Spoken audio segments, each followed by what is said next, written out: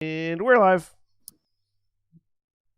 Hello, everyone, and welcome back to Stardust RPG Into the Vast. I am William, and I am your game master for this 5th edition D&D campaign. And joining me today, we have, as I end up having to get back to my place, John. I'm John. I'm playing Durak, the chronology wizard. Also, why are you hashtag Senstaku? I asked the same question earlier. Because in It's Discord, alphabetical order. Yeah, because in Discord, when you have video calls, the video is sorted by alphabetical order, and I was doing a test, and I never changed my nickname back. Okay. And Craig. I'll be playing Dr. Gerhard Wieder, the undead barbarian. And Cody. Hi, I'm Cody. I'm playing Cardon Droya, the Kardash Way of Mercy monk. And Sam. Hi, I'm Sam. I'm playing everyone's favorite newborn sprung fully formed from a white oak, an alchemist, Herschel. And Andrew.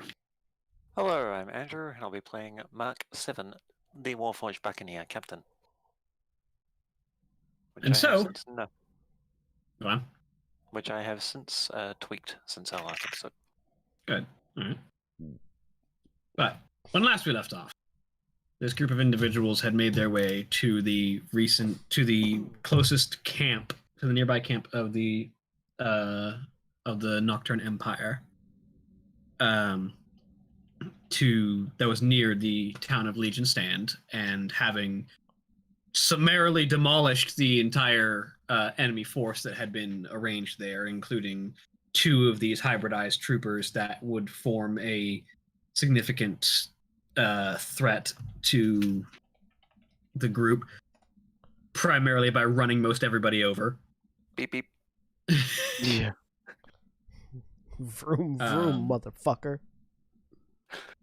We play move, bitch, get out the way everywhere we go. Luda! They never get out of the way. It's weird. Yeah, you'd think the warning would be enough. It's funny because there are bitches in the way that need to move. JoJo Abridged reference. But after having secured the location, defeated the enemy, and having acquired a new vehicle with which to move their way around the planet and attract somewhat less attention from the Empire using one of their own vehicles, the group has returned to the Studious Vanguard to drop off their land speeder and make whatever preparations they need before they continue to head further closer to the capital. We have the locations where Adano had told us would be good to drop off some of this communications equipment we've suddenly found our hands in. Yes. Are those places on the way? There is at least one. So we'd have to go out of our ways for the rest. Or no, sorry. You've only got one set of communication equipment. So. Oh, we've only got one? Okay. Well, then, in that case... We might Yeah. as well drop that off on the way. Yeah, is it on the way to the ship or on the way after we leave the ship? It would be on the way after you leave the ship. Okay. It'd be heading towards the Empire. Yeah. So, yeah. Make ourselves comfortable and head to the ship. You arrive at the ship. Is there anything you need to do there before you head out? Would we have gotten a long rest on the ride to the ship? I'll say yes. I think everyone except Vida, right? Yeah, basically, because Vita was driving. Yeah. So, long rest, refresh all my shit. Yes. Oh, spell slots, I love you so much. Never let you go.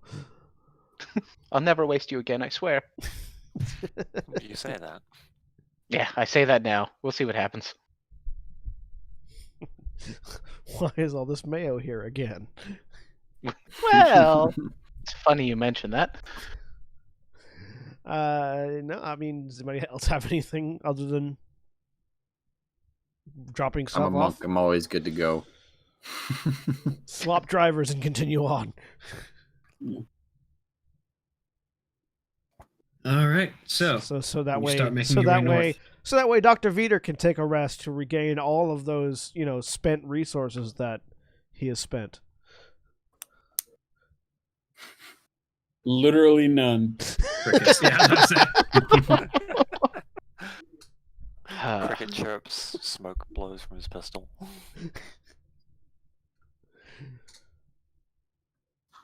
So, you start making your way north. The group of you plus Lyra sitting inside the what is essentially a small tank.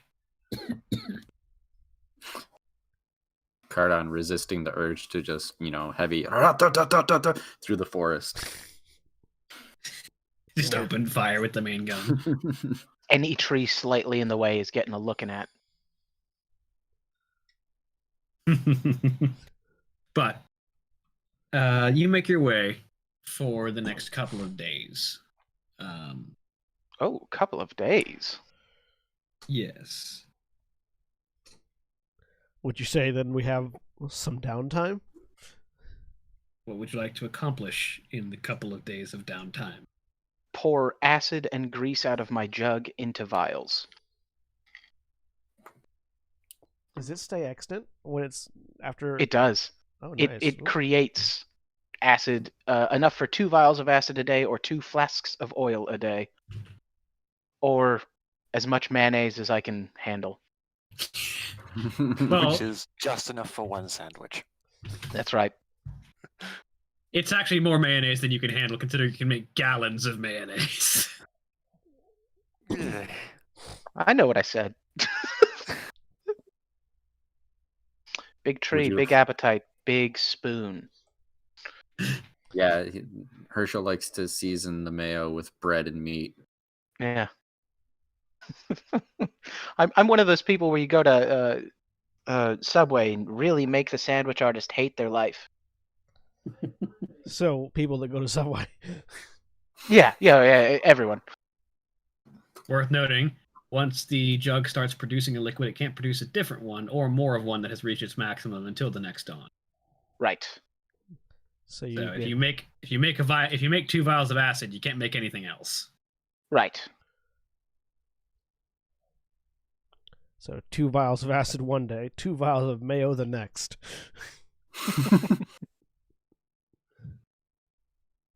Why is mayonnaise 2 full gallons compared to everything else? that it Because Do you- what are do you gonna really wanna do know with the 2 reason? full gallons? Memes. I actually know the reason why mayonnaise is on this list. Memes. Why? It is the last vestigial remains of an extremely inappropriate list created by Wizards of the Coast when their office air conditioning was broken. And they were thinking up of dumb things to put in the jug. They got a little stir crazy from the heat and created a very interesting list that isn't publishable, and mayonnaise made the cut. Is there a link? Mayonnaise, Is there a link to this list somewhere? there is I not. hope It does there not isn't. exist. Unfortunately. But you can imagine, and we Unfortunately. all know what we're all imagining, and it's pretty bad, huh? So I'm deliberately choosing not to imagine anything. I'm interested. I'm interested to know what the mechanical ramifications if it had been able to produce 2 gallons of lube would be. Lots more slip and slides. Well, God. That's a lot of lube.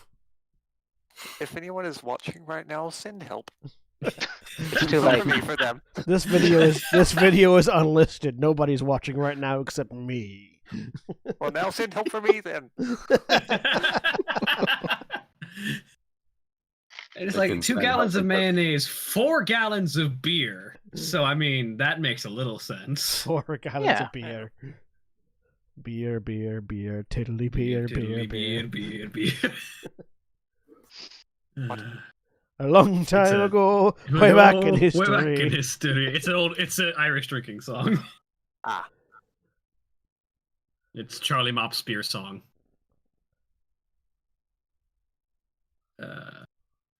4 gallons of beer, 8 gallons of fresh water, 12 gallons of salt water if you really need somebody to drown. Yeah, Or if to you just put need out that extra fires. 2 gallons. Hmm. It's a lot of fun to be had with this jug. I think it should be it's one of those things that no one really picks up until, like, they have some spare gold, and they really should get it sooner. It's good berry, but better. It doesn't heal you. Yeah, but you can survive. I don't need I Also, don't need if rations. you're- I have mayonnaise. Oh God, I do not want to know what an all mayonnaise diet does to a person. Turns you Horrible things, I imagine. it turns you into a toothpaste tube. Yeah. Anyways, I we're would sooner survive on the gallon of honey a day than on the 2 gallons of mayonnaise. Yeah, because like that's just sugar. Good tasting sugar. Sorry, I'm trying to look at downtime activities. Hang on. Yes, you got a couple of days of downtime. What are you doing with it? Is there any spells that I could write on a scroll for you that wouldn't run into component issues? I don't know. Let's look at your list. You got Longstrider? You want Longstrider? I don't have it, but I don't particularly need it at the moment. I Maybe mean, the jump? ability to dash as a bonus action is pretty useful, but Yeah, what do I know, huh? It is That's pre- expeditious retreat. that's expedition Yeah. retreat. That's right. Longstriders actually 10 feet of movement speed. Longstrider just gives you the zoomies. Longstrider is put on your Zuby boots. Ooh, Disguise Self. Do you have Disguise Self? I do not have Disguise Self. That would be a good one. Verbal and Somatic, it says. God, I just got the one. I got the one TikTok in my head now. So yeah, no material components for that. Yeah. Disguise Self would be good. Okay. As I cough my lungs Maybe out. something for that cough. Yeah, Catapult? You have Catapult? Everyone likes Catapult. I actually would like Catapult. Catapult is fun.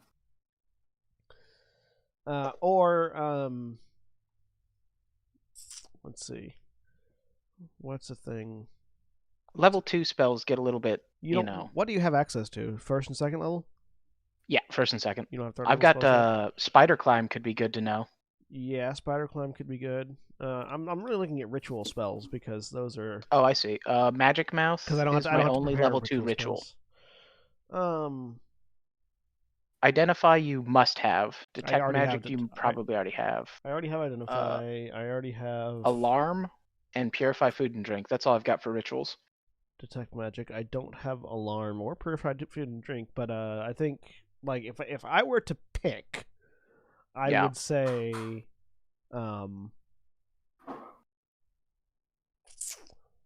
if you had your druthers, if I and had, let's just say that you do. if I had my druthers, actually Magic Weapon. I do have Magic Weapon. Yeah, we do that. Magic Weapon and Side of Toast. Disguise Self. Yeah, Magic Weapon and Disguise Self actually would be two that would be really useful. Cool. Well, now I want an alchemy jug that just makes toast. Oh, I bet you there is one. Yeah, but it'd pour There's it a- out rather than like produce it, and that's just all. Yeah, it'd be all Yeah. crumbs. Yeah, It's just But like it pours out one slice at a time, and you gotta have a plate ready. yeah, but it's Are you? but the slices are all in crumbs. You willing to pay for the gold for me to write these scrolls? How much would it cost? Spell scroll of a first level is a minor common item. According to Xanathar's, first level spell costs 25 gold. Yep. A First level spell costs 25 gold and 1 day. A second level spell costs 250 gold and 3 days. So I don't know if we'll be able to describe the second levels. So yeah. So neither of the ones you want are second levels. But yeah, no, we can do. no, Magic Weapon is second level. Oh, is it? yeah. Oh, so it is. So let's go So with you want Catapult instead? yeah. Let's go with Catapult and Disguise Self, and I will Okay. I will front the 50 gold. All right. I will take these away and try and write down how to catapult an item. Do you know Greek? Because it's all Greek to me, baby. I mean, Is there a? I don't have to make a check, do I? No, you just I believe so. you just spend the money and time just to do make it. it. I have to. I apparently have to Yeah. make a check to learn it, though. Oh yes, that's where it is. Okay. Yeah. Yeah, we agree, so we do that. So you make 2, and I try to learn 2. Let's see if I succeed. Come on, big brainy boy. It's an Arcana is- check with a DC equal to 10 plus the spell's level, so it's an Arcana check of DC 11. I can fail this. What do you have to roll to fail? I have to roll a 2 or lower. Oh boy. All right. Well, fail your check already.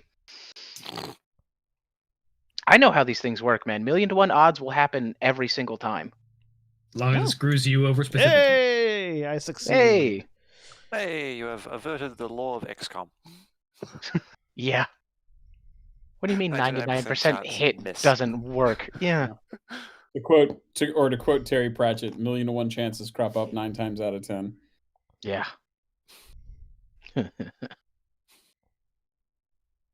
All right. Congratulations, you're the proud new owner of Disguise Self and Catapult.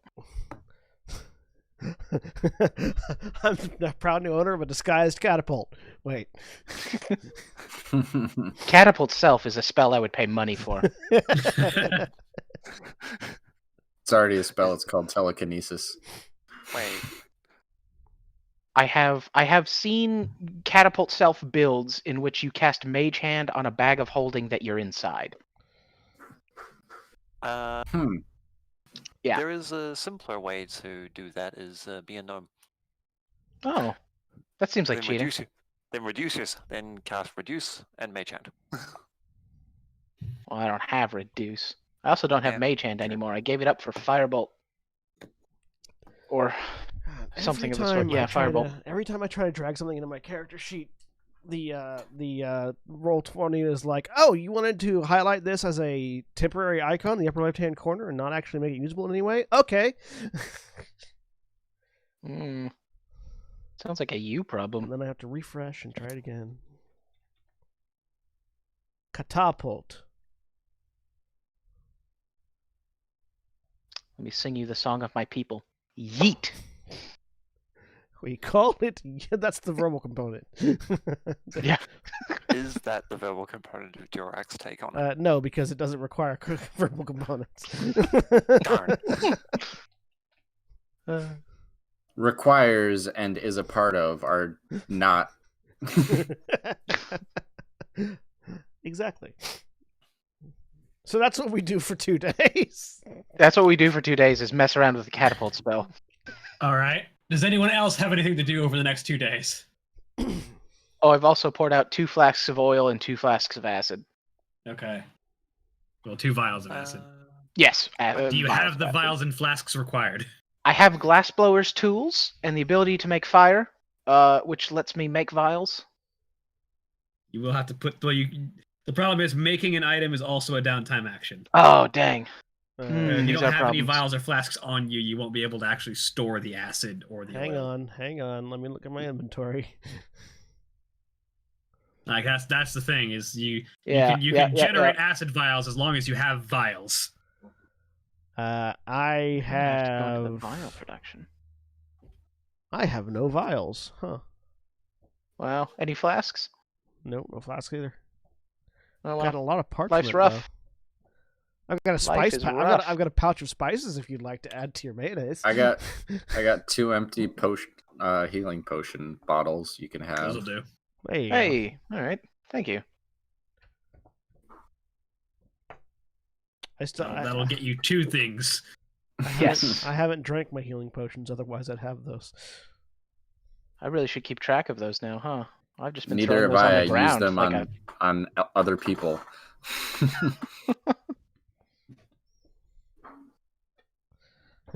yeah. It's like you chug it and then smash it on the ground, and you're like, that was great. And you look down at the glass and like, oh, I could have used that. Oh, I should really sweep that up and put it in a bag for later.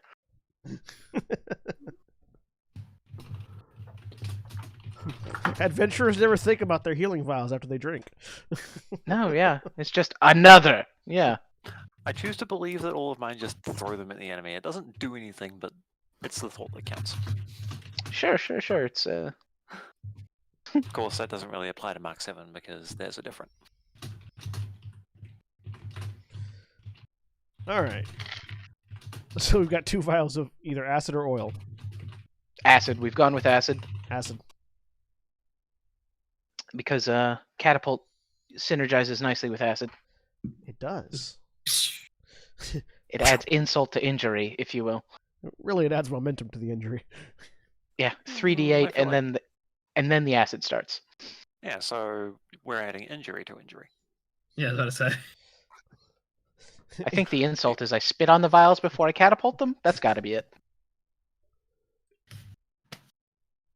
So, as 2 days pass, you find that you are nearing an area that has been marked on your map as the location of one Corda Shatterskull, who is supposedly one of Lord General O'Donnell's allies, who might be amicable to your presence and might be able to maybe provide you with some information or assistance if you can find them. But before that, how does a barkfolk spit? Very carefully. Very Very carefully. slowly. It's just sap. Yeah. It's green. It's not very good. I'm just like picturing you making the spitting sound and just like Just doing it in slow just motion until it shoots out. well, no, just sawdust coming out. Really. Oh. It's sap. I'm a living tree. Yeah, I'm just imagining like this tiny little nugget of sap like hawking a really bad loogie. Patink. There's a mosquito trapped in there. Anyway, Shatter This has skull. been just the absolute grossest 2 days of a car ride. oh yeah, like there's a reason Mark 7's on the other side of the truck. I was looking into the wording on the cleansing orb. Yes. It makes a distinction with whatever it cleanses as to whatever it's cleansing, whether it's dirt or not. Mm-hmm. Whether it's dirty. So if you probably touched Herschel with this cleansing orb, I don't think anything would change, because I don't think he considers himself dirty at all.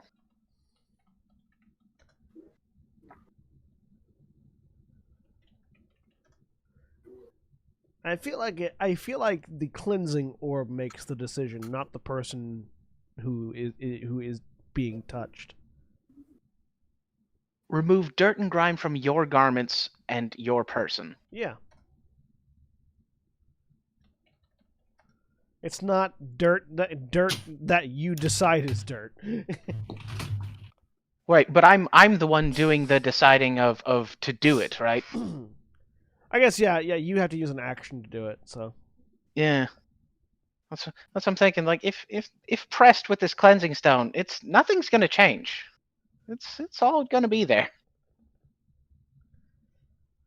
You have to make the action to clean yourself. I can only present you with the means. You must grasp the means of cleanliness for yourself. I have cleaned myself as much as there is to be cleaned. We're looking for a person, right? Yeah, I was gonna say. Apparently, we're just reenacting the discussion I have with my daughter every night when it's time to go to bed. Hang on. Wait, stop. You tell your daughter that you have provided with her the means to grasp her own cleanliness? Touch the cleansing stone. No. What? I don't understand how you all describe showers in your house. Meanwhile, Seize for yourself the means of cleanliness. Rise up and seize the means of cleanliness. God damn it. I look over at Lyra. Mhm. If I may ask, what do we know about this Corda Shatterskull? Well, she's sort of a myth, depending on who you ask. A defender of her region of the mountains. She keeps her own people relatively isolated and tries to avoid contact with the Empire, but serves as sort of a one-person defense grid, if you will. She Cool. acts with singular impunity against any Imperials who try and make their way into the regions of the mountains that are defined as her peoples. Whether that be dropping boulders on people or just demolishing small contingents by herself or with her allies. Is there...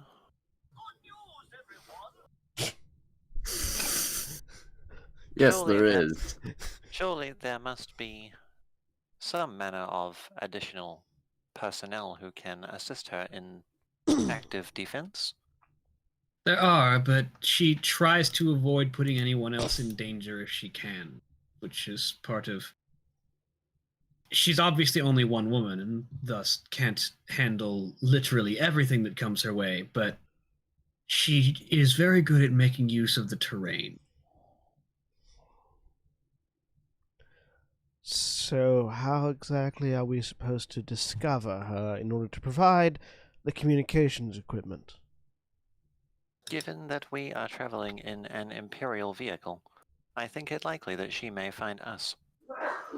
That seems likely, yes. Let me rephrase. How might we discover her in such a way that does not put us at odds with one another? I could stick my head out of the turret.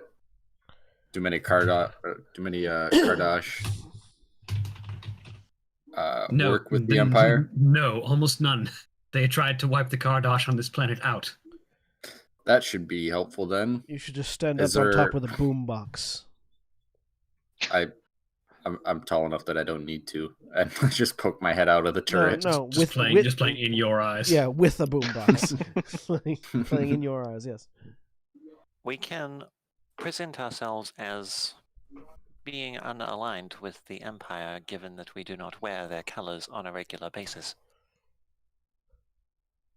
I mean, we can. We want to be careful, though, because we are supposed to be using this as a disguise in the future. Yes.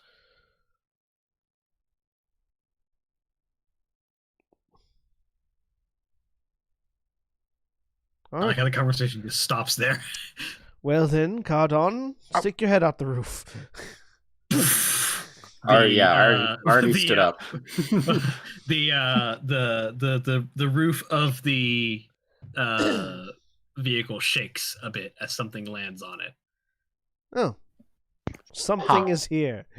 Well, my head They is have poking company. out now. Can I see? Yeah. As I do As my you- best Obi-Wan, hello there. Maybe it'll work better for you than it did for Gent. as you stick your head out of the hatch, serving as the Grievous to your Obi-Wan is a massive orcish woman, probably almost well over 6, approaching 7 feet tall, with a long mane of bright red hair that flows well down past her waist. She is built like a fucking truck. You have probably never seen a person quite this muscled in a long time, at the very least. And she's standing on the roof, sort of action pose landing, fist in the middle of the roof, having made a slight indentation with her landing and beginning to stand up and look down at the hatch. She kind of has a double take as she realizes that you're a Kardash. Yeah, and I look up at her, and then I look down at the group, and I say, "What was the name of the woman we're looking for again?" Shadow Skull. Corda. Look up, That's fantastic. look up, and say, "Would you be Corda Shadow Skull?" Shatter, as in break. Yeah, I said Shatter Skull. I heard shadow for a second there. Oh, Discord. yep. Yeah. So yeah, she looks down at you. I would be, and you don't seem like a normal Imperial. Hello, welcome to Well- our stolen Imperial vehicle. I call from inside. What he said. Mark 7, hit the brakes. Gently. Careful. You may want to, Yes, you I may would want to not hold want on. to- She just goes flying. I would not want to dislodge our new passenger as they begin to slow the truck to a stop. You slow the truck to a stop, and you realize, and Cardon, you realize as you're looking at her, she doesn't even tilt with the decrease in momentum. And Yeah. As you look down, you realize that her feet are buried and planted in the metal, like she's holding on with her feet, basically. Meanwhile, beneath, Yeah. I'm like, I'm gonna have to fix that. It will. Oh, buff we'll out, never get I'm sure. We'll never get it out. You'll always see the crease. I've swapped Doesn't out the matter, we light didn't pay for cantrip it. for the mending cantrip, and I begin casting mending.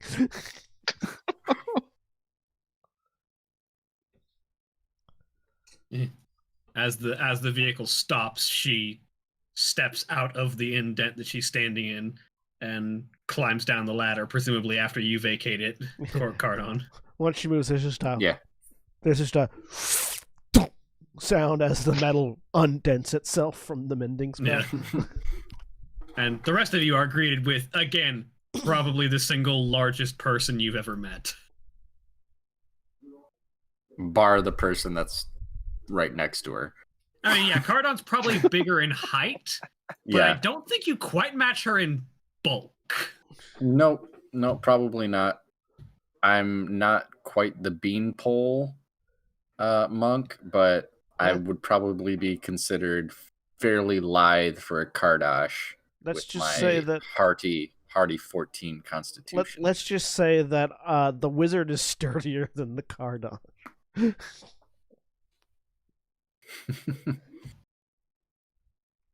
I have skinny arms, but I have 6-pack abs. Got that farmer strength. It's all lean sinew. Yeah. Meanwhile, this orc woman has biceps the size of your head. Oh, absolutely. I've got a 10 strength. She has a 20, I'm assuming. But I have a 16 con to Cardon's 14. I get up from the driver's seat to join the rest of the group. So, I like to what are all of you doing here? I like to think your con Looking score, for you. like once your con score gets above 10, the ones place is how many abs you have. Vito closes the data terminal that he's been working on, or data pad, whatever. What are we calling them in this setting? Data slates? Those Data are fun. slate. Data pad, data Yeah. slate, data whatever, computer, laptop. Computer. Whatever works for Clo- you. He closes the data box that he's working on, Ooh, fancy. and sort of places it aside, but doesn't stand up. It's just sort of turns his helmet to watch. Yes, welcome aboard. I'm Dorak. This is Dr. Gerhard Wieder. This is Cardon and Mark 7, Herschel, and William Lyra, and Lyra. We are currently on a northerly heading, but Lord General Ravuel Odano asked us to deliver something to you. I say, indicating to the communications device that is somewhere in this vehicle. Yeah. And she looks over at it. Lord General Odano is good to his friends, at least. Yes, we are planning on infiltrating and then rapidly disassembling the power structure of the Nocturnian Imperial forces via methodology of insertion with their own vehicle. Not a bad plan. Are you sure you're going to be enough to handle it? I've I look over I at thought Mark. we were going to take the battery out of the cannon. Yes, that. But also, how many? Hit people with the car? How many? I look over at Mark 7. How many? I guess squads of the people have we killed so far? 2. 2? Well, no. Well, there were about 3. There are roughly speaking. There were 3 squads. There were so 3 4. squads at the camp, so 4. Yeah, we've killed 4 squads Yeah. of their soldiers so far. I mean, it's impressive in the short scale. And also a variety of their demonic creations, Good. Then you do have some problems, at least. including It is our hope that we might establish a larger scale resistance movement against the Empire. That would be a good reason for Adonor to send you to me. And presumably others on the way, I would take it. No, we're it. At present, we are currently the only active resistance forces. It is I say our, but partially mine. It is the intent to establish a communications network to tap into Imperial sorry, all the words have just left my brain. I hate that. There were words in your brain? Yes, that's Never why I mind. started speaking. They're never in mine. Must be nice. Be able to improv on the fly. It must be nice to be able to retain thoughts in your head. You guys are I improv? I started speaking and then didn't know where I was going with it. I mean, this is why I play the charisma characters, to try to be better at it. It's all right. You're doing fine. I don't believe you, but okay. It is our aim to establish a communications network using hijacked Imperial technology. That, at least, will begin a proper resistance movement. Good. That's a solid plan. We'll want to get this communication device back to my sister back home, and she'll be able to piece more together from it than I can. Very well. If you will take a seat in the passenger position and guide me the way. All right. I indicate the passenger seat. Let's see how this goes. And she sits down in the seat next to you and will give you directions. After a while, Good job, Cardon. And I pat him on the shoulder. No problem. Wait, what did I do? Stuck your head out the roof at the right time. prevented it from turning into a fight just by your existence. That's what I'm here for. And yeah, so eventually the vehicle starts having to climb up a sort of mountain path that seems impenetrable until Corda gives you specific directions and you find yourself working over blind turns and around sort of hidden embankments. It gets kind of precarious at times, but she's very careful with the instructions she gives you. And by about sort of the evening, you find yourself pulling into a small village nestled into a sort of a hidden crevice in the mountains. You're welcome to stay here for the night if you like. Your guidance and hospitality are much appreciated. You mentioned a sister. Is she also involved in this, what should be the resistance? As much as anyone can claim to be. One of my two sisters, but yes. Both of them are with you, or is there a schism among the family? Oh no, we have much more important things to worry about than family squabbles. Good. Yeah, good.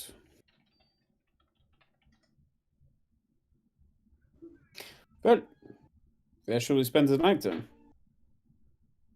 Oh, come with me. I'll take you to my house. I've got enough room for. A lot of you should fit fine. What does this settlement look like? So as you look around, it is definitely. You can see this is the first sign you've seen of dwarves on this planet. As you look around, and you can see that there's a combination of stone structures that have been built out of the geology of the mountains itself, and also sort of like heavy like wattle and daub structures that have been put together when there was open space for a building to be put up. And this community appears to largely be folk acclimated to the mountains. So you'll see one or two Cardon here, but you'll also see a number of orcs and dwarves and other harsh living adapted races that tend to survive well in the mountains.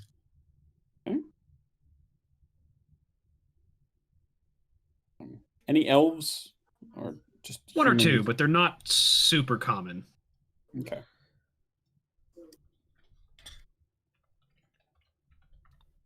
Do you have any sign of a graveyard? Not that it is visible here, at least. Okay. Cardon turns to Corda and says, do you have any wounded? Not at the moment. Our location makes it hard for the enemy to find us, and my sisters and I make it a habit of not letting them get any further than they need to. Doesn't necessarily not from battle, but any wounded. I don't know if anybody ran into animals. Well, our last hunter who got injured fighting a tiger is recovering, but is doing fine. All right.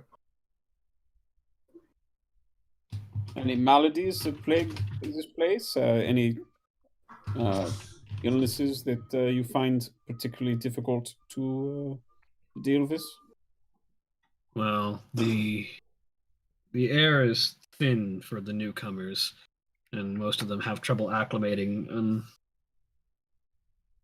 Anyone who comes here seeking shelter, we take in, but many of them can't quite adapt to the environment, and the cold does poorly for those who aren't built for it. This failed adaptation is fatal, or they move on to other climes? Oh, most remain inside where they can be tended to, but some don't survive. Some try and move on.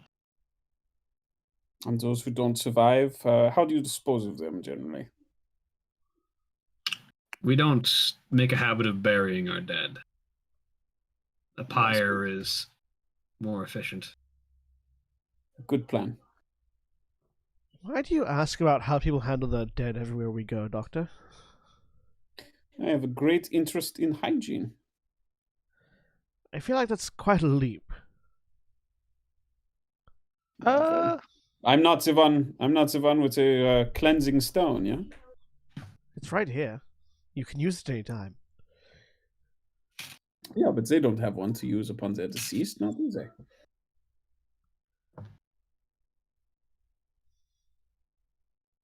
Again, I feel like that's quite a leap from hygienic to how you prepare and bury your dead. Well, good news, Endurak. The next leg of our journey, I'm sure, will also not be a short one. You and I can discuss germ theory at length. Certainly. As you're walking and following her, she enters one of the larger buildings that is not just built into the mountainside, and she just calls out, "Zalga, Sharal, we've got guests." And you hear a pair of answering calls. And a few moments later, you see another pair of orc women approaching. Each of them well built, perhaps not quite as massive as their older sister, but both look like they are veteran huntsmen and probably seasoned warriors. One of them wearing sort of light leather armor, carrying what looks to be a gun. Relatively primitive. It's more of a like Flintlock. it's not even like a modern firearm by like our standards, but it's a relatively high quality weapon. The other one carrying a long sword in their right hand, and notably, although this isn't reflected in the art that I have for them, her left arm is been replaced entirely with some kind of advanced technology. Neat. Does it look recent or it's been that way for a while? It definitely looks like it's been that way for a bit. Like her entire left arm is this sort of black steel with like glowing orange power lines that seem to link up and sort of circle around each other.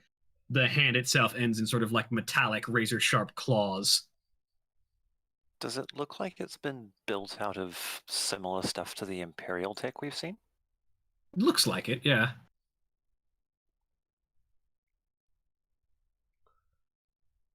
In fact, you'd almost compare it to the arms of the hybrid troopers, except it's much more advanced.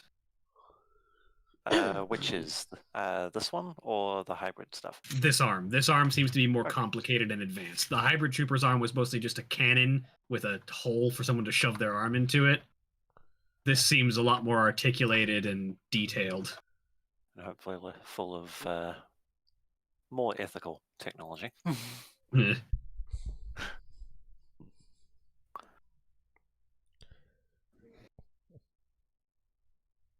But the two of them come down, and Corda looks over at the one with the mechanical arm. Zalga, they've got a communications device if you want to take a look at it. The taller of the two younger sisters nods, and I'll take a look. And she will walk past and head into your vehicle to take a look at the communications device. Now, you're welcome to stay here for the night, Corda says. Is this roughly along the same lines of the communication device that we sort of brute forced into Vider's helmet? No, those are portable ones. This is like a picture like a World War II dude with a backpack radio. Yeah. But same codes or just entirely different? Roughly the same frequencies and codes, but it's on a much larger scale and like higher power bandwidth. Okay. What is her name? The one that's going in to take a look at it? Zalga. Zolga, if you're taking a look at it, we have recently made some modifications to some of the smaller scale devices, Dr. Vida. I would be happy to assist you in your review, if such assistance would be welcome. Well, if you want to take a look with me, I won't say no, she says as she steps in and kneels down in front of it, and you see her mechanical left arm kind of spin and whir, and the knives on the fingers kind of retract and twist into a different configuration as she gets to work on prying this thing open to get inside of it. It's a fine bit of work there. Is that one of your own? Gesturing to the arm. I built it myself, if that's what you mean. Yeah, of course I do. Very impressive. Especially given the limited resources available to you, yeah?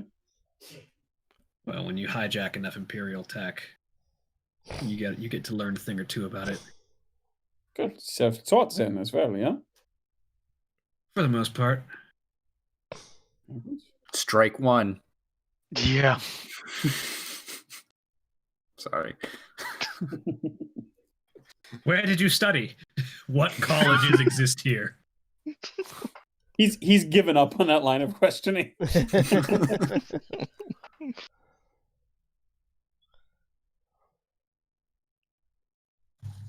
So he will offer any information that might be helpful as she looks at it. Go ahead and make a technology roll. Okay. Someday, Dr. Veeder will realize that the real education was the friends we made along the way. I don't Oh. think Veeder will ever realize that. The 15. Yeah, so you can provide a little bit of help, which is useful, as it expedites her ability to pry this thing open, learn about its inner workings, and figure out how to A, work it, and B, potentially replicate it if she can find the right parts. They tend to be pretty gun shy about their communications devices. I'm surprised you managed to get this one off of them. Usually, if they suspect the enemy's incoming, they'll break the communications device first thing.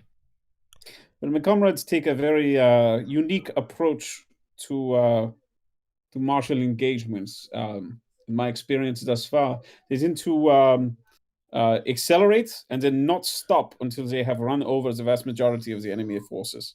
It's hard for them to It's hard for them to stop us incoming when we're on top of them in a vehicle. The term is shock and yaw.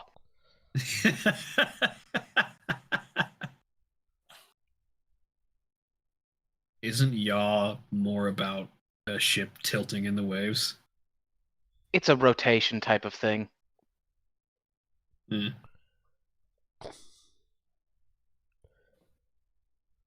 About a half an hour into their going over the communications thing, Cardon goes, "Oh," walks down to interrupt them, and walks up and says, "Do the Imperials track their vehicles?" Depends. Not globally, as far as we are able to tell, but they do tend to have some form of registry, sort of serial number tracking. Doesn't usually come up until they actually go for inspections, though. Okay, so they won't notice that there's a missing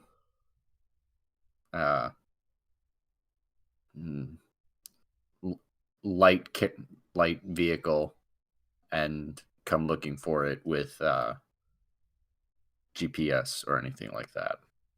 Not until they won't realize it's missing until it doesn't show up for inspection one day. And we're helpfully as far bringing as it I back can to tell, them. they don't have position. As far as I can tell, they don't have positional trackers on them.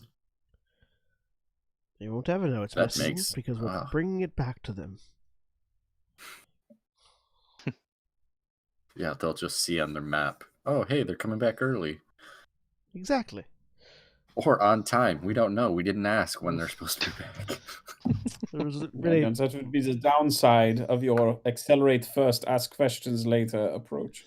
well, you see, the accelerate first, ask questions later approach kept us alive. So Oh, fuck, we're all down here? Meanwhile, Yeah. Yeah. As Durak jumps out of nowhere. I've been down here the Meanwhile, whole time. You wouldn't let me out. Mark 7. yes. While everyone else goes off with Zolga, I would stay with Corda and I misplaced Chiral. the handout. Chiral, thank you. Looking to Corda specifically.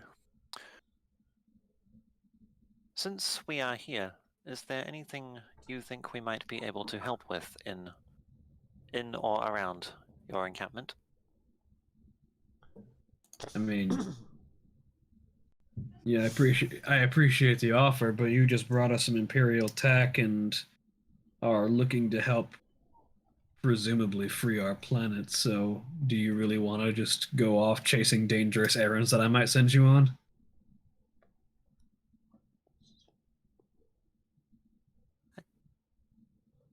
I suppose that depends on the nature of the errand and how much time it might take. I would not want to disrupt our intended plan too much. Well, there's a small camp of ogres that are making themselves a bit of a nuisance nearby. I don't know. I think they're led by something with a little bit of magical aptitude, but nothing major. They've been causing us some trouble in our hunting parties. mostly scaring the game off. We haven't really gotten in any major conflicts with them, but they're becoming a real nuisance and dangerous if we get too close. If this is magic, is this Zahemian in nature or something? You're You're outside. not there. You're in the truck. Oh, sorry. Do you have their approximate location? We've scouted out their camp. We can point it out to you whenever we need to, but it's a risk I don't want to throw any of my men and women into. This And- may be a simple matter of beheading the metaphorical snake. Maybe, if you think you can handle it. It is possible. I do not know the exact odds.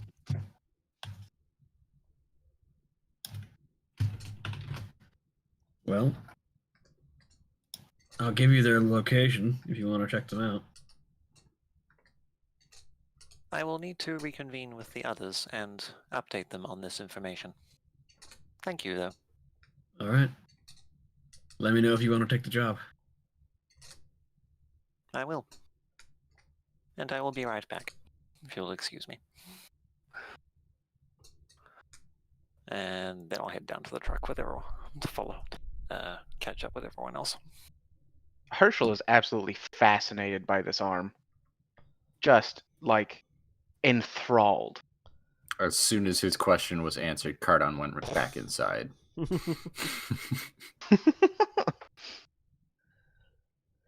Anyways, so long as you're able to get the communications device working properly, I assume we'll be able to coordinate.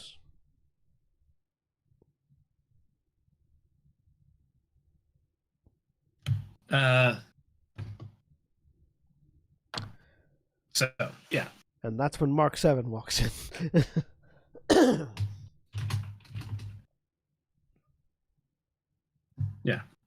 Mark 7 enters as Zalga is closing up the communications device after having tinkered with it on the inside. And if I get the right parts, I might be able to make more of these. At least rudimentary ones. Would these help? I say, holding up one of the helmets that we've been using. I can probably replicate some short-range versions with that, but I'd need higher quality materials for long-range ones. Well, worth a shot. Hello, Mark 7. I have been speaking with Gorda. If we wish to spend some amount of additional time here before continuing, there is something we might do to assist them. Which would be? There is a band of ogres nearby, led by some manner of magic user. If we can eliminate this individual, the rest might scatter or devolve into infighting. Or eat us. I would hope that it does not come to that. What kind of ogres? That is not a question I thought to ask. What kind of magic user?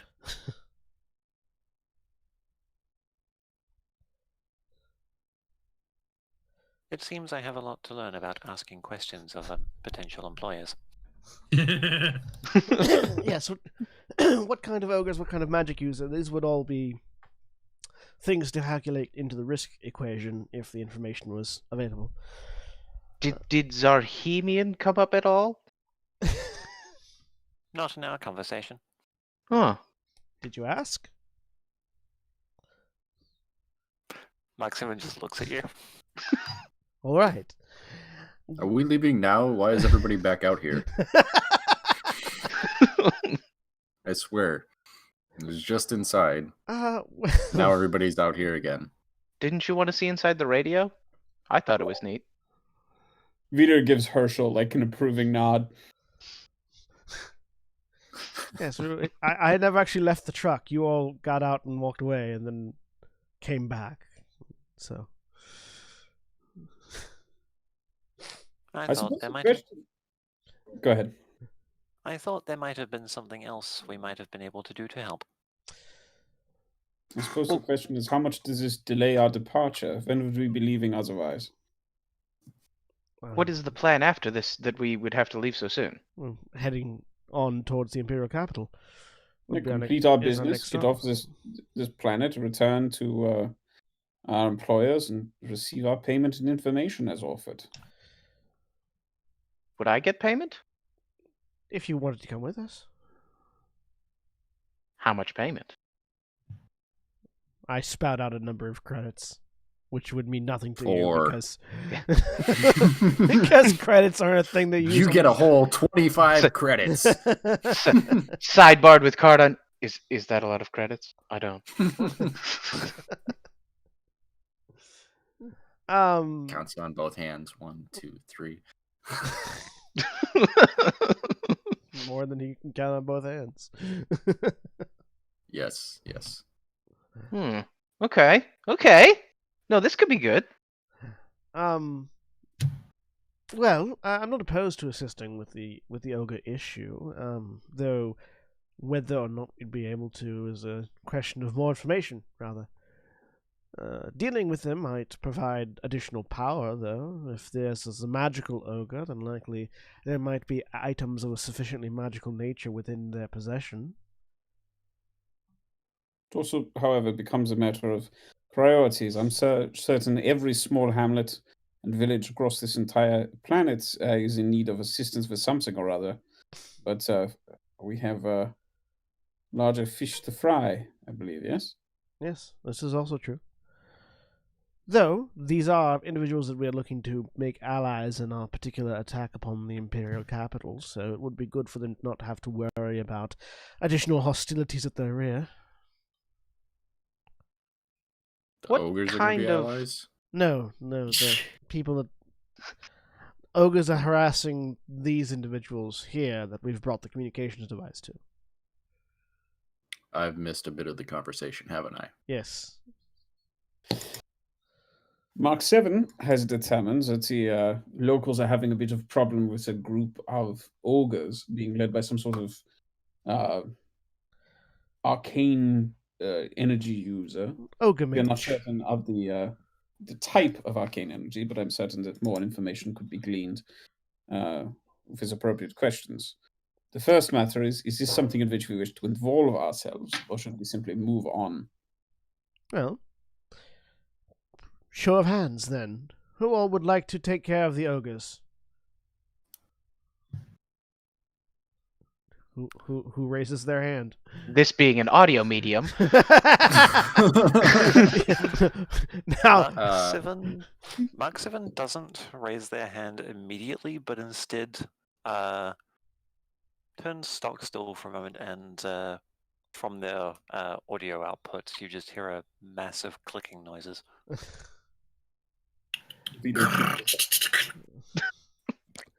Vito keeps his hands down. Cardinal raise his hand. I mean, Lyra sort of standing off in the corner, just like, I mean, I live here, but she raises her hand. Not in this village specifically, but on this planet. I mean, I will also raise my hand just because I think there might be cool loot involved. yeah. turns out optional quests occasionally have rewards. Yeah. I'll Occasionally, he says. yeah. That's that big O. That big O and This is that the time devil's where laugh. we find burlap clothing. I would take empty potions at this point. That would be useful to me. You mean Oh. bottles? Yeah. So you've heard of them. I hear the ogres have many empty vials that you can make off with. Herschel raises two hands. Peter is like, no, they were described as vile ogres. That is not the same thing.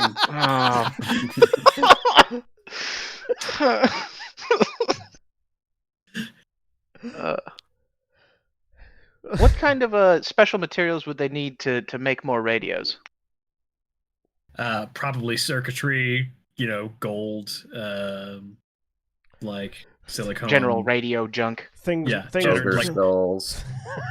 General technological junk. weirdly, ogre flesh works really well. Ogre flesh, Yeah. ogre toenails. Yeah. I didn't know how. Yeah. Ugh. Ogre parts can Well, make if we're a gonna radio. go like World War II backpack radios, those functioned on crystals that were shaped to an appropriate size, so they oscillate at an appropriate frequency. Yeah. So toenails would be perfect. Smash cut to the ogre camp full of robotic ogres. Yeah. And their arcane leader, Ratty Oshak. Cousin of Rip Y'all Off. Ah, he hails from the great Sir City. That's his knight companion. Ah, yes, Sir City. Yeah. Oh God. But Mark 7 looks around at the group and, noting that a considerable number of people have raised their hands, it seems we have an agreement of sorts then.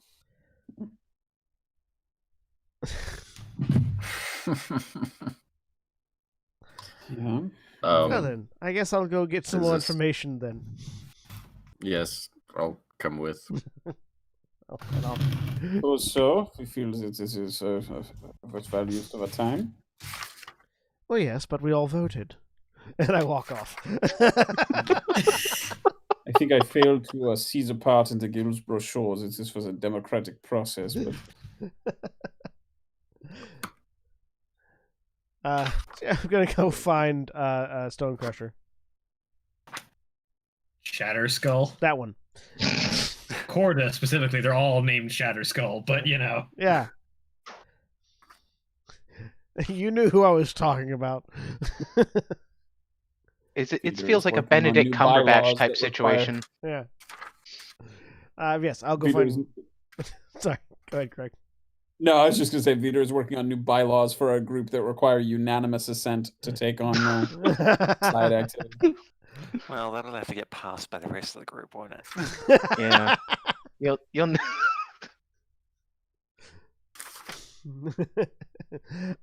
Yeah, I'll go find Corda along with Cardon. All right. So, You know, as I look at Cardon, as I look at Cardon as we're walking, you know, you and Corda have almost the same name in a different variation, with you having one more letter or two more letters. Small galaxy. Yeah. It's sort of weird, I guess. Anyways. it's almost like the it's almost like the Kardosh language is significantly influenced by the Orcish language.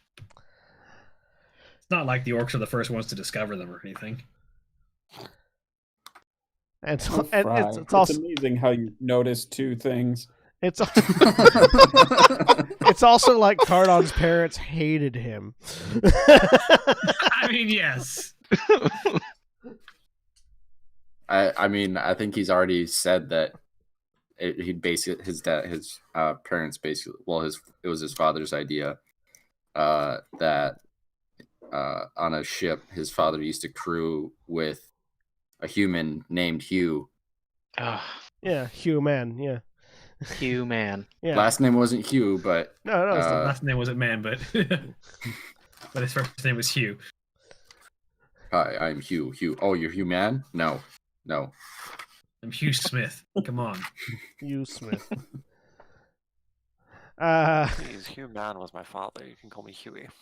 That is the biggest Jackman I've ever seen. Anyways, I'm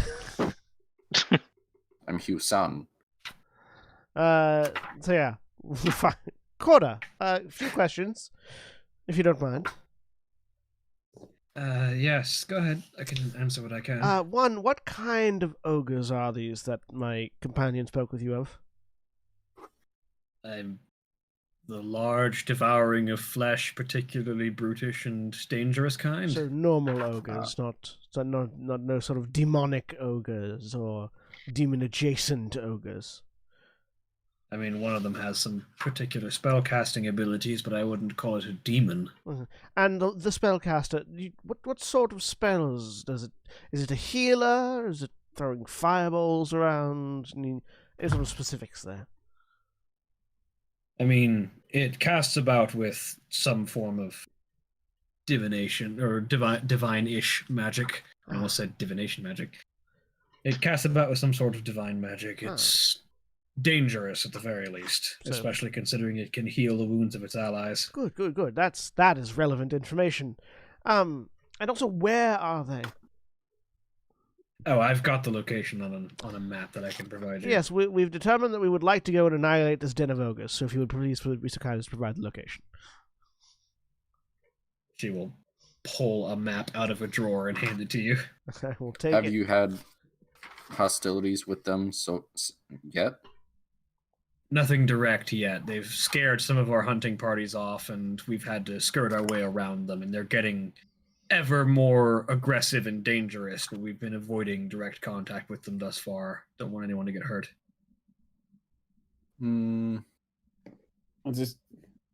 This is another ogre, to the best that you know, that is using this divine energy. Ah, Dr. Vita, I thought you had stayed behind. Thought we'd locked those doors. I like that this has just become a running gag. Where it's like everyone's I did specifically say he got up and followed. Okay, I did. I missed he that. did. Yes, it is indeed an ogre. Yeah. Can I roll? Would that be nature to see if I know anything about what that might be? Nature or Arcana. I'll give you one guess, which is better. 13. I mean, so there's a number of different ogroid creatures that can develop the ability to cast magic, not the least of which just ogres themselves. The one that comes to mind as the most common and like hushed, whispered about spellcasting version of an ogre is known as an oni. Mm-hmm. But those are typically solitary. You don't usually see those like wandering among other ogres. Okay. And any idea which deity ogres might worship, or that would be a separate religion roll? That'd be a religion roll. All right. May I make a separate one? Sure. 12. Oh, okay, not bad. There's a number of different deities throughout the galaxy. You know, everyone seems to have their own. But the most popular deities among the more warlike and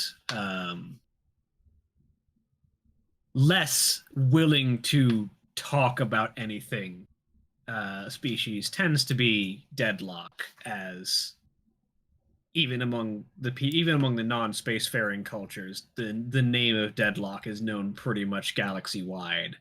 Okay.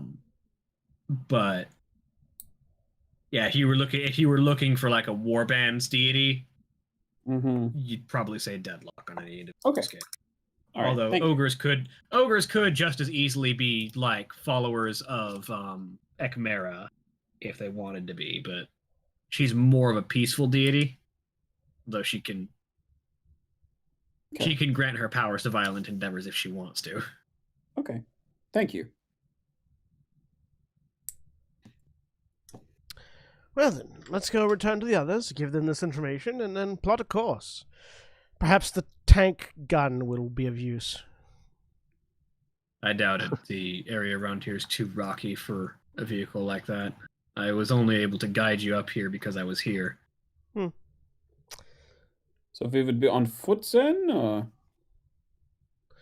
Don't worry, good doctor. I'll stand in front of you. Yeah, I would hope so.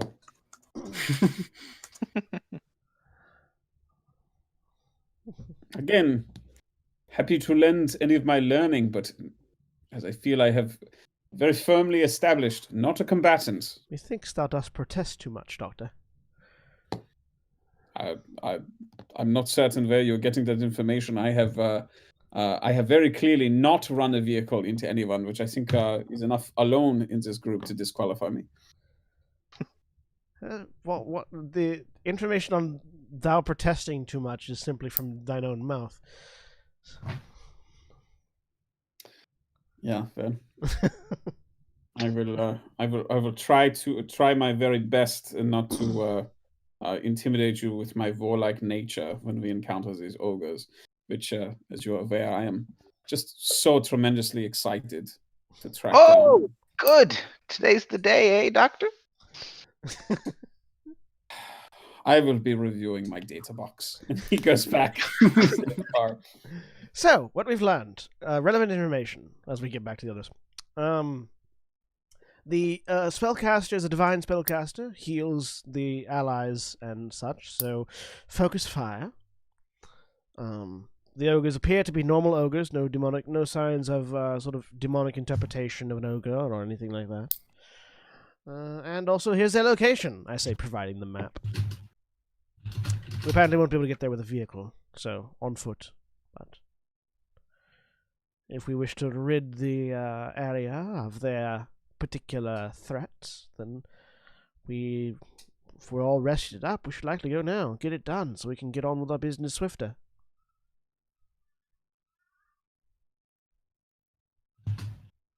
I am inclined to agree. No time like the present.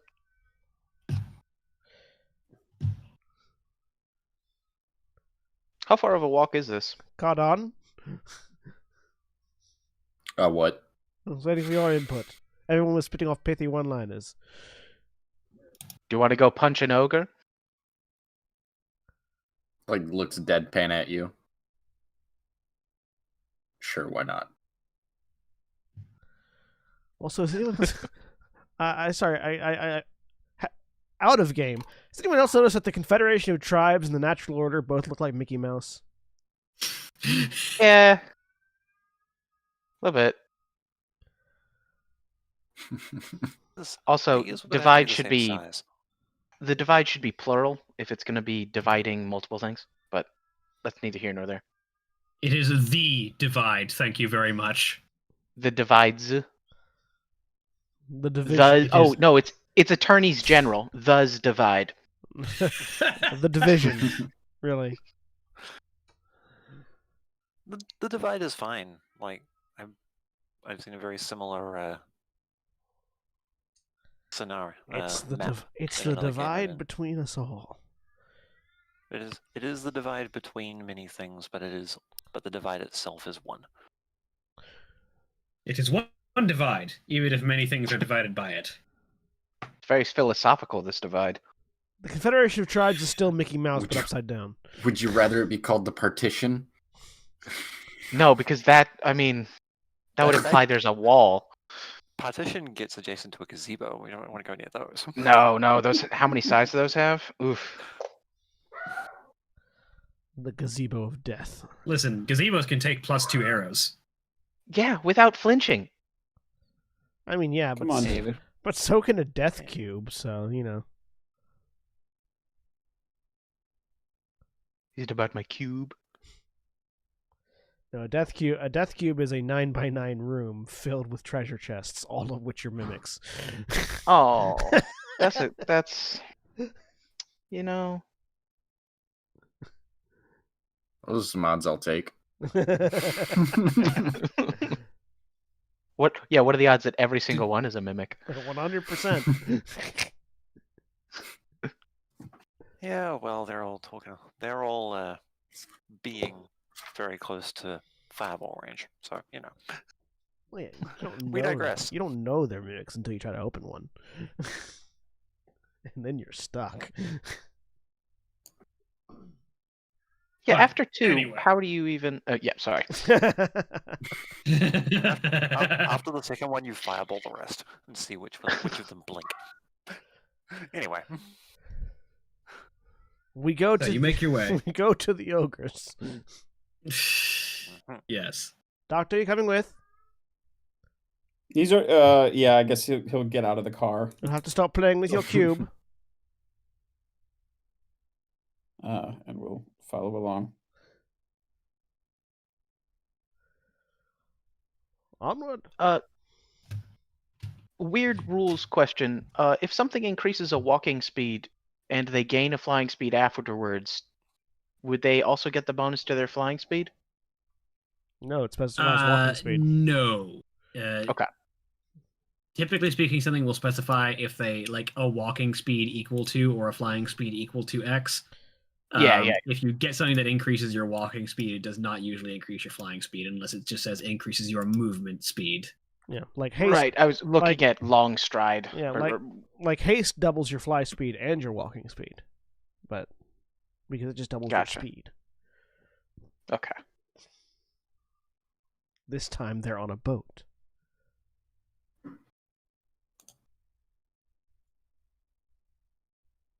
But yes, so you're going to try and hunt down these ogres. Has no one else seen Speed 2? Seen what? Speed 2. No. Cruise control. They're on a boat. Oh, is that what that you were referencing? Yes. Okay. That went straight over my head. It went straight to the side because I dodged that and meant, I can talk about Speed 2. This time, Sandra Bullock is co-stars with Jason Patrick. Oh my god!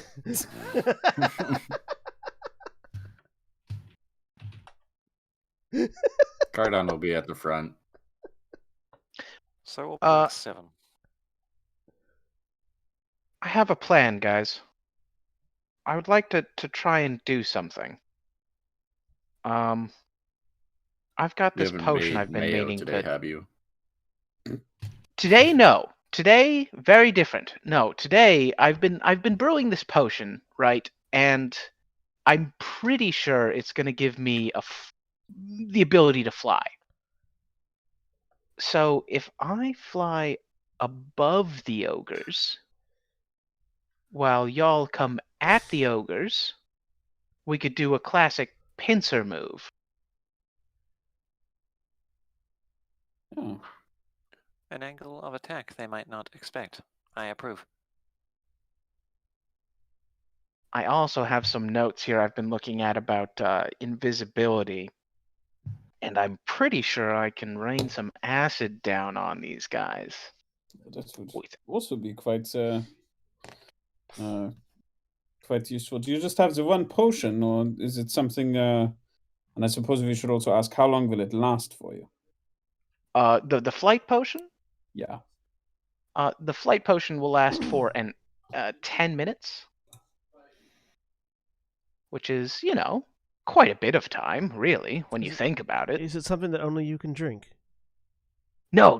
We could all drink it, but I don't know if I could brew enough today. Oh.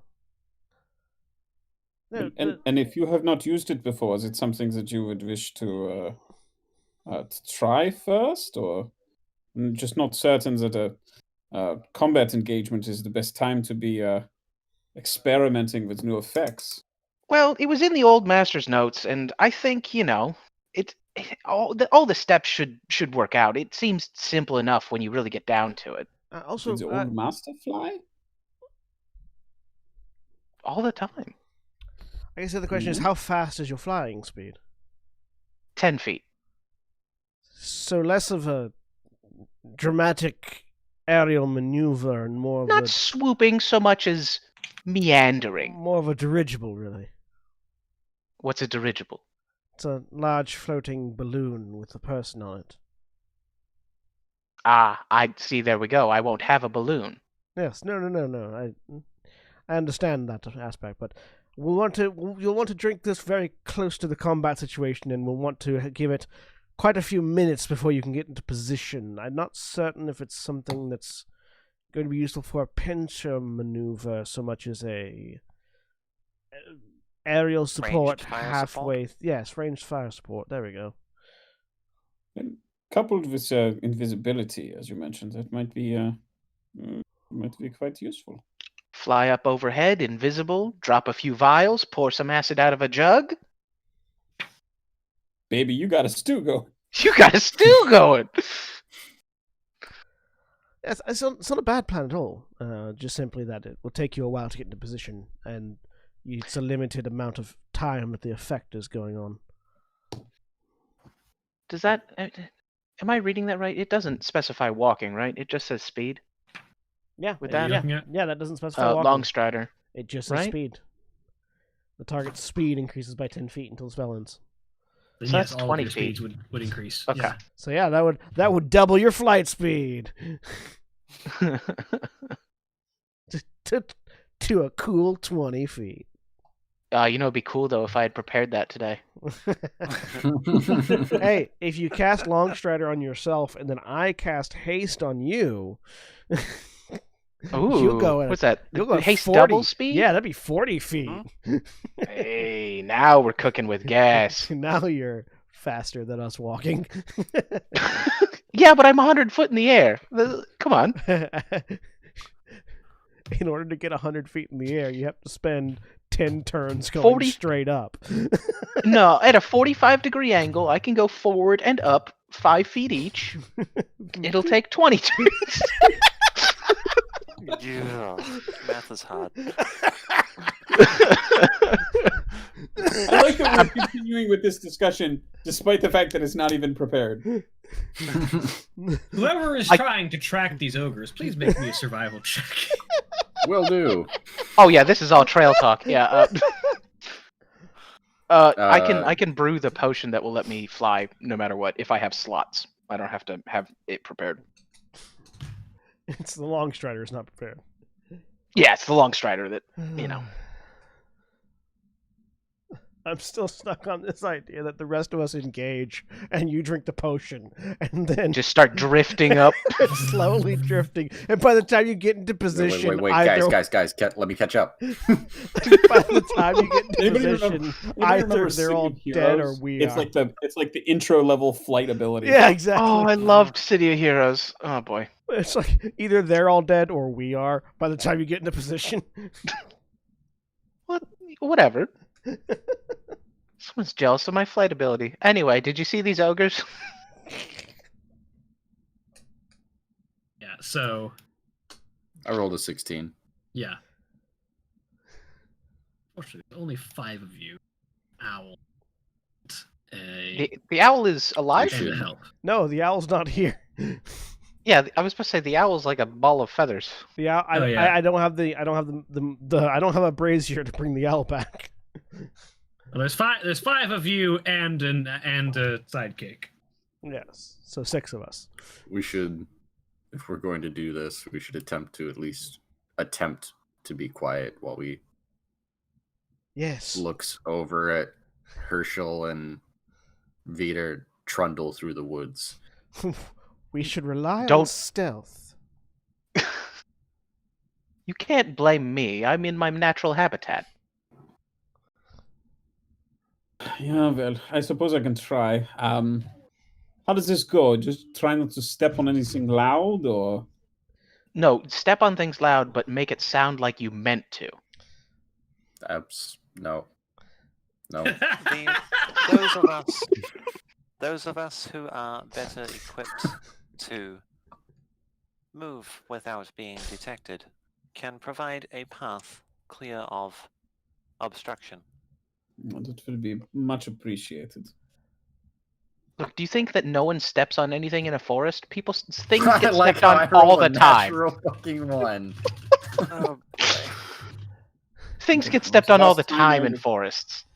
Times I've been through forests, I have not needed to pass without anyone noticing I was there. No, you don't do that. Turns around, knocks tree over. Meanwhile, would have- Yeah, Jesus. that's great. That's great. Oh my Oh. gosh. Natural 20! Oh, come on.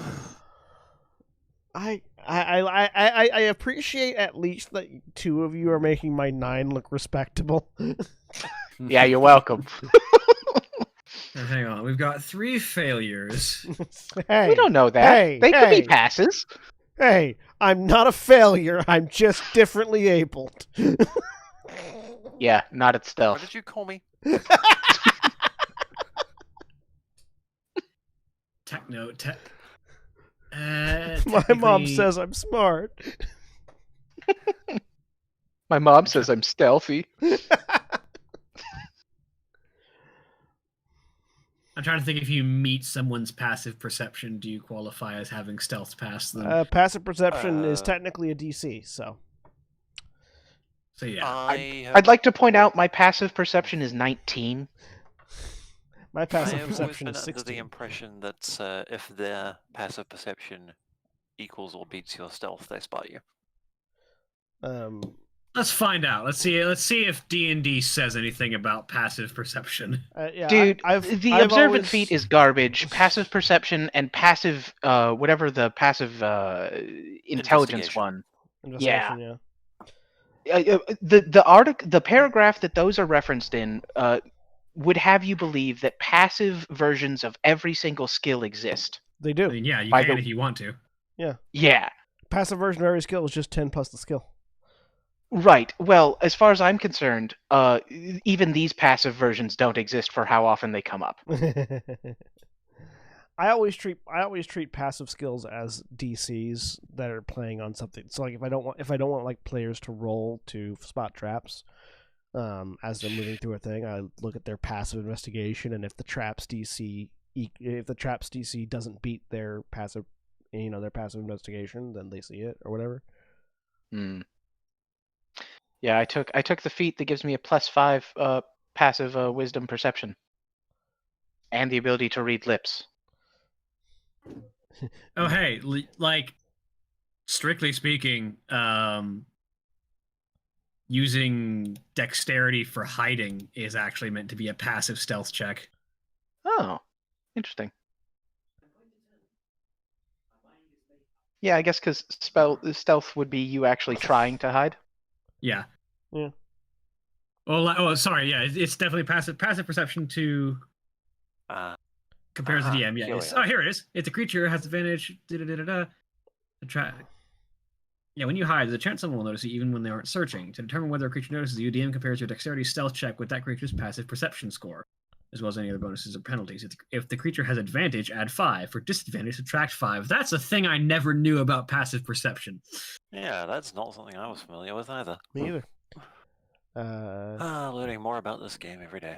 I always use passive stealth as the DC that my NPCs have to spot if they're doing a perception check. Yeah.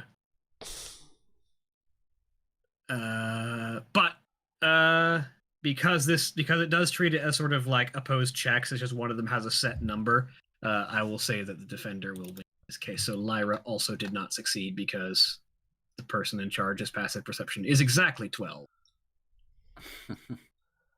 So with 1, 2, 3, 4 failures, one of which is a natural 1, and only 1, 2, 3 successes, one of which is a natural 20. I count 2 success. Oh.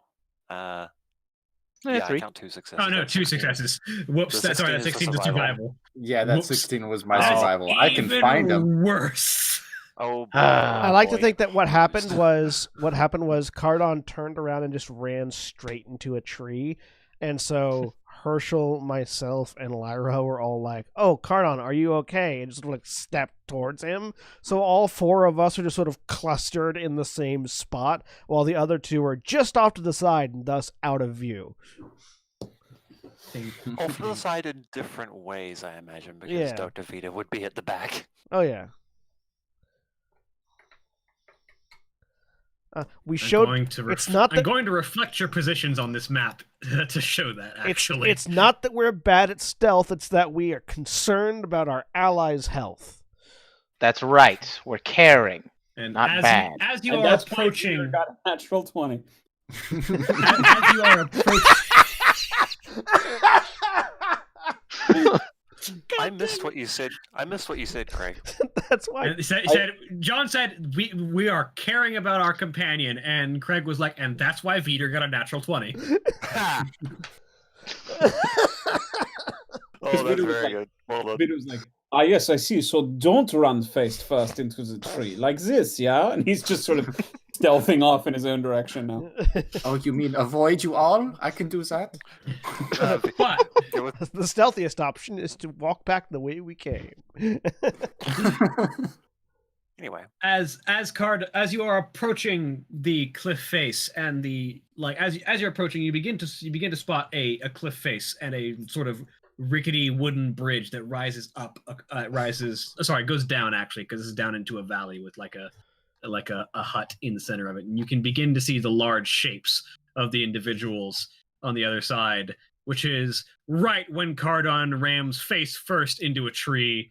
And 3 of you look to see if he's all right, and the other 2 get a little bit further before the ogres have spotted you, and we're going to roll for initiative. I pulled a hang. Yeah. I finally managed to work a hangnail out of my finger, and my finger feels so much better.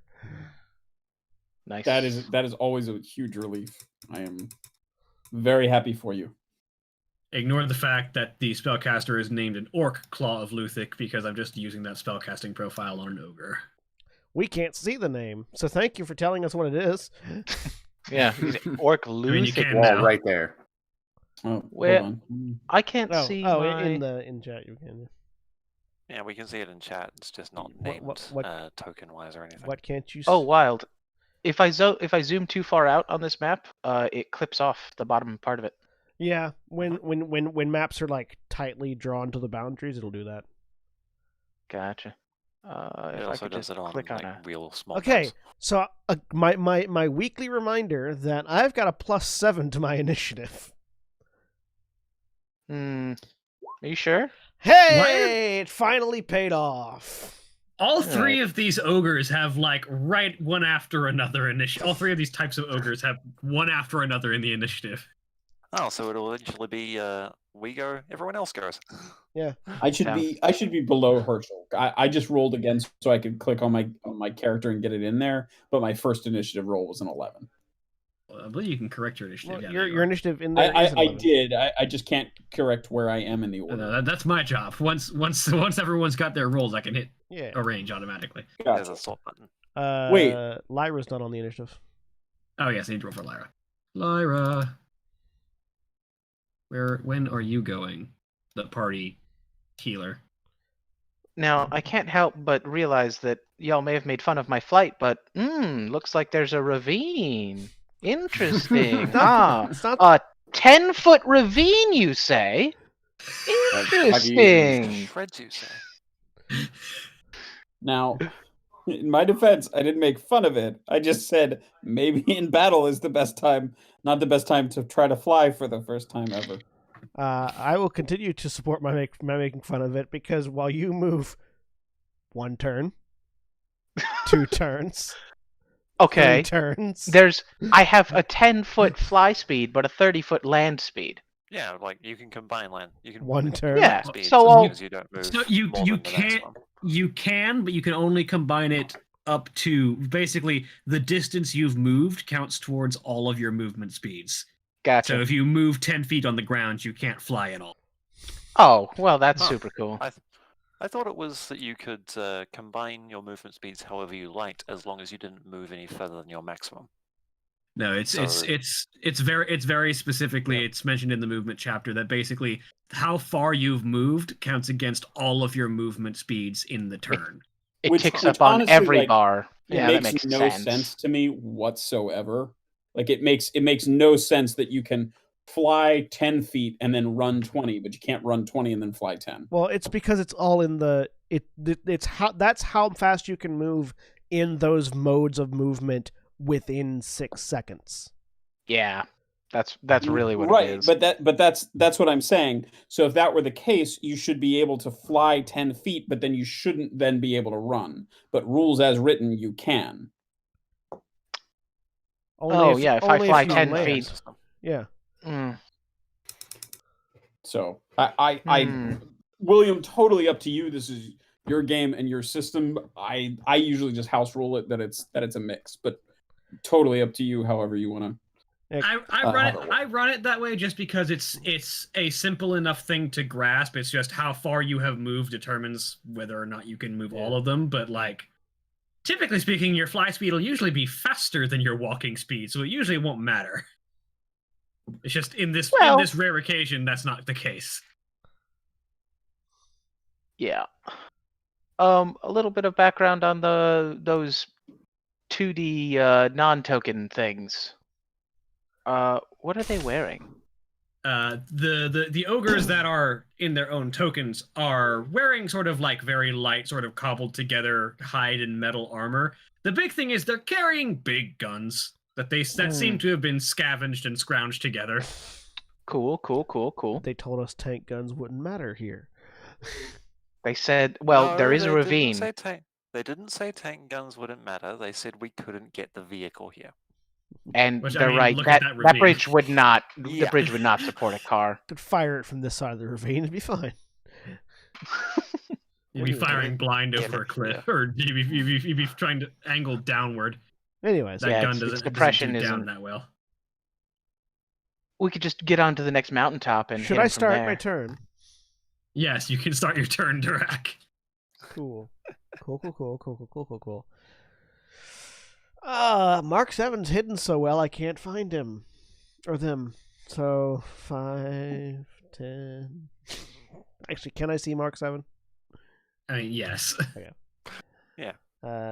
5, 10. Move over to Mark 7. I pull out a bit of licorice, chew it, rub the remainder sort of in my hand, and put a hand and go Celeriter Movibitor, and cast haste on Mark 7. I'm really glad, by the way, that I just have a folder full of random ass battle maps. Oh yeah, why's that? For this kind of situation. Yeah. That's why I also have a folder full of random mass battle maps. And then I'm going to. Is it possible to like use this bridge as like cover? Is there goes sides to down, the bridge? not up. Yeah, but like even if you're like on the side of it, would it be able to use it as a like partial cover at all? If you go prone while you're on the bridge, I would say yes. While on the bridge, okay. Yeah. Well, in that Or case, if you're like hide off the side of it, then yes. yeah, that's what I meant. Like 5, 10, 15, 20. Yeah, that would give you, I would say, half cover. I will duck under the bridge, and that's my turn. Mark 7. We are quite a ways out, aren't we? But your movement speed is now doubled. It is now 60 feet, yes, so I can reach either of the two in front. Or I can hang back and shoot them. A lot. Bang, bang, bang, bang, bang, bang. I do have a machine gun that I want to test out. I'd say lure them so to the yeah. bridge, but they also have guns. Yeah. Well, If only you could so- fly. I don't need to. Not letting that go, huh? If I could No, fly, I- I'd be a slow-moving pigeon for them to shoot out of the sky. You know what the best part is? I'm probably not going to fly this combat. What? You don't want to be a So, very apparent- slow target? So, fun fact, the machine gun's normal range is only 50 feet. Oh, that is a fun fact. Which changes my plans a little bit, I think. You only have to as- get a little closer. Yeah, at least yeah. Actually, Yeah, given you that can literally take one step closer and be within short range. would I still be in stealth? I would say yes. Until Okay. you Until after your first attack, obviously. that's until the fine. grata begins. Daka, daka, daka, daka. Mark 7 refrains from saying anything this time while under the effect of haste, and instead just whips out the machine gun and opens fire. Shoo. You get advantage on your first attack, Chop. which Fire then one. because it's a gun will give you away. Oh! 27 definitely hits. Chop out goes grata. Or 10 ballistic. Nice. Fire 2. 27. You hit again. For 6. Gain 2 focus off that. Can't use concentrated strikes because I didn't have any focus to start with.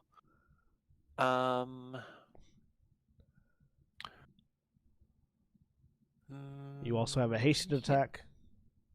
Oh, right. Haste attack. Fire 3. 24. That also hits. For another 7. Nice. 5. Ow. That's almost half his hit points in one round. Yes. Oh, well, if only I had 3 levels in champion. Those 27s would have been so good. But I digress. For the record, that's me rolling a 19.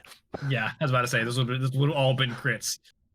Mm-hmm. That's why champion is the underrated fighter class. Anything else in your turn? No, I think Mark 7 would probably stay where they are. Just unleashing this stream of bullets, perhaps inexplicably faster than the gun can normally produce them. Right. Because your equipment is also affected by your haste somehow. Because I am speeding up. I basically just went and hit the fast forward button on Mark 7. It's borrowed time. We all know it. If Mark 7 were not a construct, I would absolutely play it up as play up haste wearing off as him not buffering properly.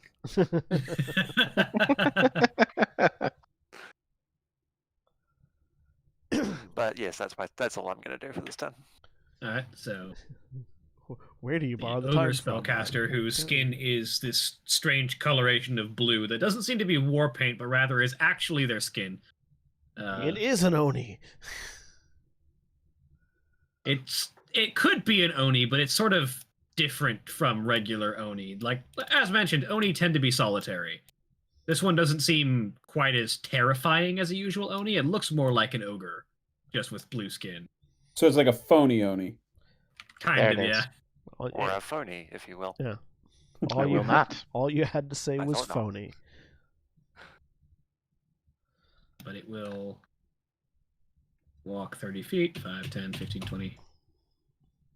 What is the phony Oni wearing? Looks to be some kind of hide armor.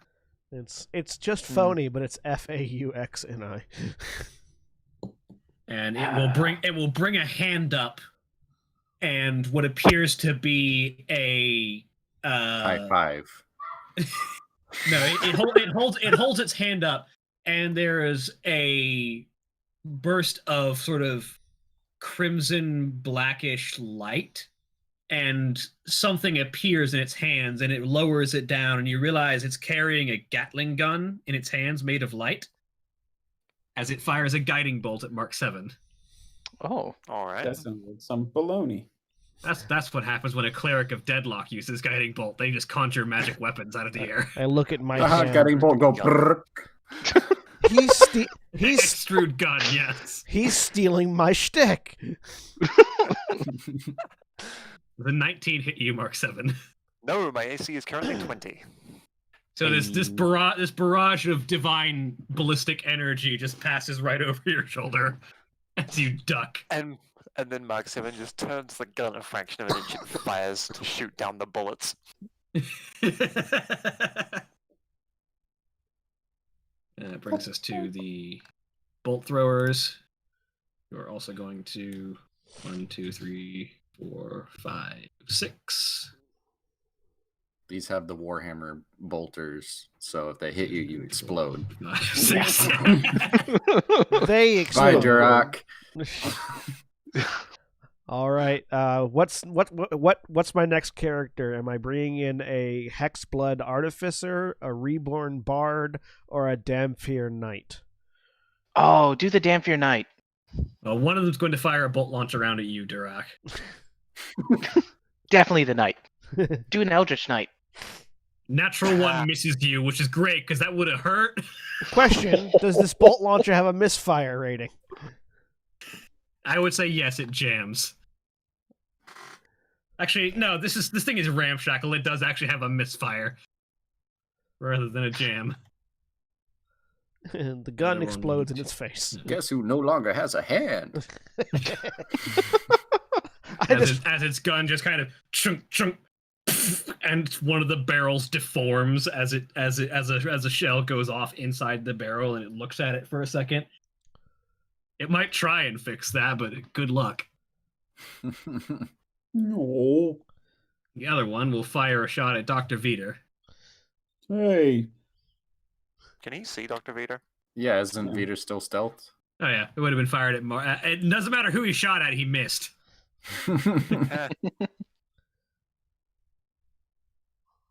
I fire in your general direction. Lyra's going to step up. 5, 10, 15, 20, 25, 30. Who's within range of Lyra's abilities?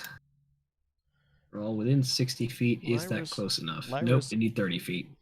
For Good, that one. because then I can get up and do a pulse wave. She need 30 feet for this one. No, still needs 30 feet for both of those.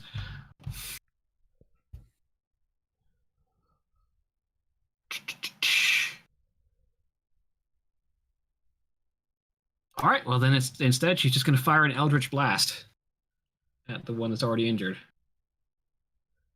She's a celestial warlock. 18 will hit. 5 force damage. No, she's specifically the charisma version of the spellcast. What is it? I forget what the name of the charisma version of the spellcasting sidekick is. They're called spellcasters. Yeah, but they have a different name for each of the 3 spell lists. Let's see. Charisma. Psychic spellcaster.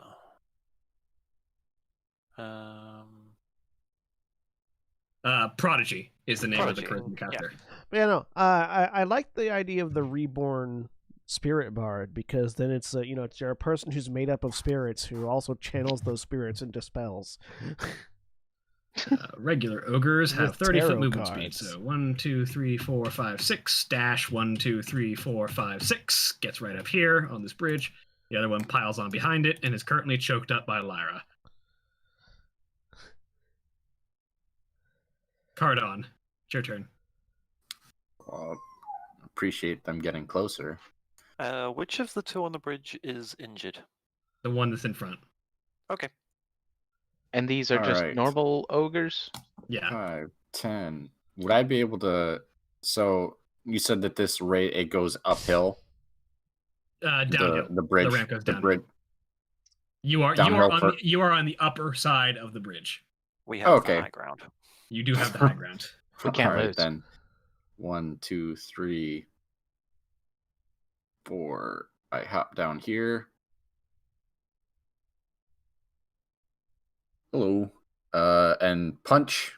That'll 16. hit. Question: how deep is this ravine? Pretty deep. Like it doesn't quite show up on the map, but it's a good 50, maybe 60-foot drop. Good to know. All right. Let's see. I won't do it on this one. Here's the damage. Spend a key point for stunning strike. You'll make a con save. Yep. DC is 15. He makes it. That's it.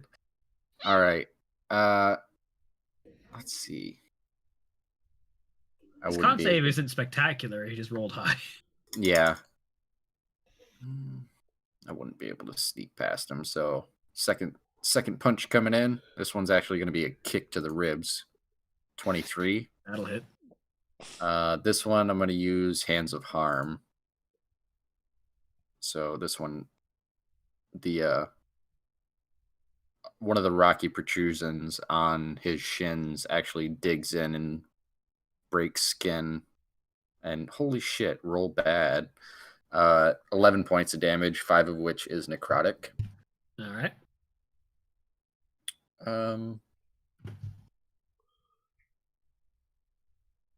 bonus action, offhand attack. Not flurry of blows, just regular offhand. Critical. Of course I Wow. used it. All right. For another 9 points of bludgeoning damage. Ow. This ogre's not looking hot.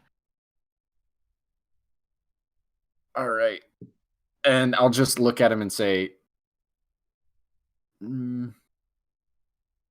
leave these lands. Make me an intimidation check real quick. Natural 20. Well, shit. All right.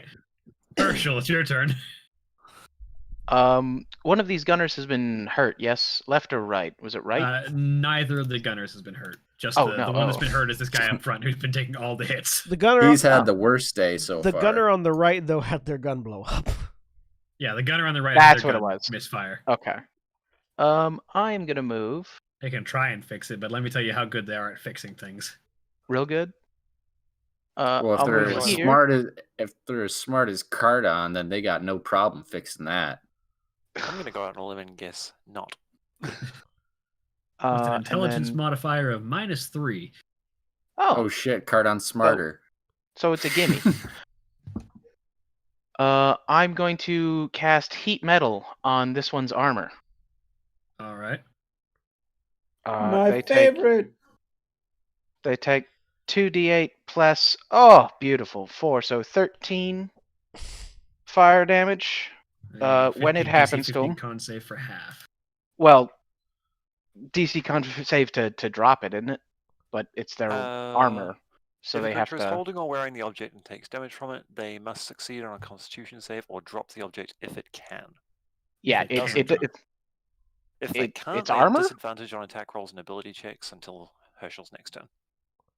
Well, they don't. They suffer the damage, but they don't get the disadvantage because they made the save. okay.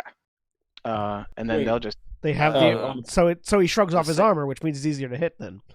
The save Yeah. is to No. hold on to The save is to hold on to the object without having to drop it.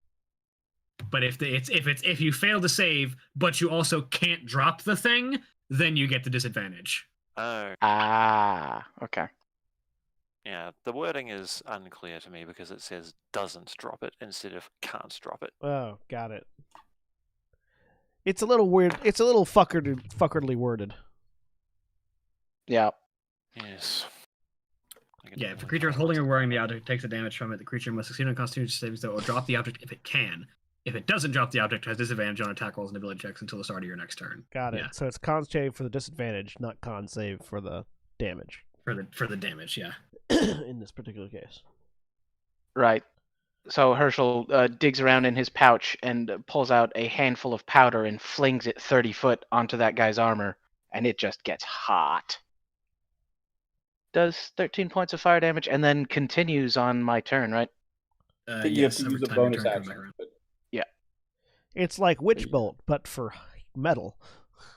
Yeah. You also don't have to keep using your action for it, unlike Witch Bolt. Fucking Also that. Do you have to stay within 30 feet? nope. No. There's It's another just plus. hot. fuck off. I don't even Witch think it Bolt. takes concentration. Although maybe Witch Bolt is it does take concentration. Witch Bolt It is does. a bad spell. It's not Because not That's only do you have to stay in the tether range, but you have to use your action every turn. Because if you stop using your action, the spell ends. It is Well, it's a bad guaranteed damage, concentration. though, so Yeah, it's No, unfortunate. wait. Heat metal though, is that concentration? yes, Heat metal metal is is yes. concentration, yes. Okay. All right. But heat metal is a bonus action that you don't just have to use. You can just use it whenever you want to. And it's a bonus action, and you don't have to stay in the tether range. All for one measly spell level upgrade. Yeah, but it's second level spell, so you know Yeah, versus the first level spell of Witch Bolt, but still. it's all super balanced, right? Yeah. Anything else in your turn, Herschel? I moved all my movement and I shot all my shots. I'm good. Dr. Vita. Vita, who is still at this point hidden, yes? Yep. Can I move and remain hidden or no? You can move a little bit. If you get Basically, if you step out from behind that bridge, the ogre who is standing on the bridge will see you. I just want to step forward 5, so I'm right next to Mark 7. You mean like that space directly south of Mark 7? No, I just moved Right up there. there? You're pushing it, but I'll say you're still stealth right now. I can go. I mean, I can go here. That's fine. That'd be better, yeah. I just want to step up, Yeah. so it is easier for me to aim my machine gun around the Mark 7. And in regards to stealth, I'm also making a lot of noise. With Hell. my other question with regard to stealth is, if I use the essentially the area effect, do they have disadvantage on their saves because I popped out of nowhere and started shooting? I'll say yes. Okay, I would like to do that and hit both of the ogres on the bridge then.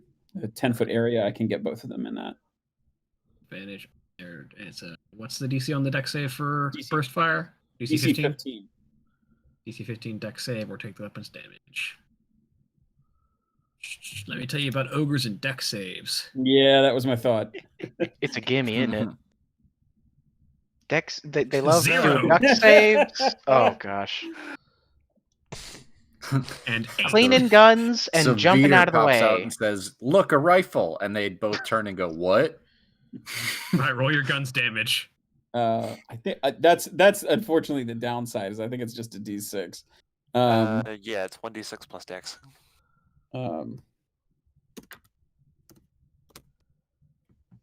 So I guess for both of them. Yeah, both of them take 4.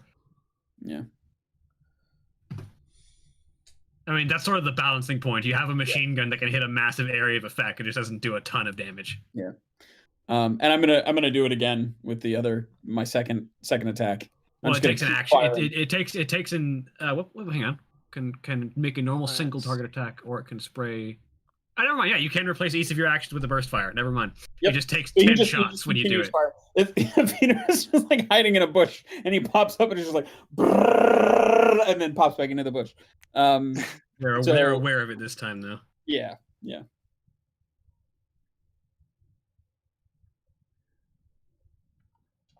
Unnatural 1. Oh, that would have made it if his dex mod wasn't negative. So 4 more damage to each of them. Well, this one might have retreated, but now it's dead. Yay! Hey. And I helped. Helped? You landed the killing blow, dude. Vito I guess probably does. that's why it makes sense, because if you make the deck save, then you just completely take no damage from it. So Right. this is how the guns are balanced. Peter is hiding behind crouching down by the bridge again. It puts the impetus of being hit on the person being shot at versus the person making the attack roll. Yeah. I mean, if it were me, I would simply not have gotten shot. Exactly. Yeah, That's what I did. Rip to that ogre, but I'm different. Durak, you're up. I will look at my spells.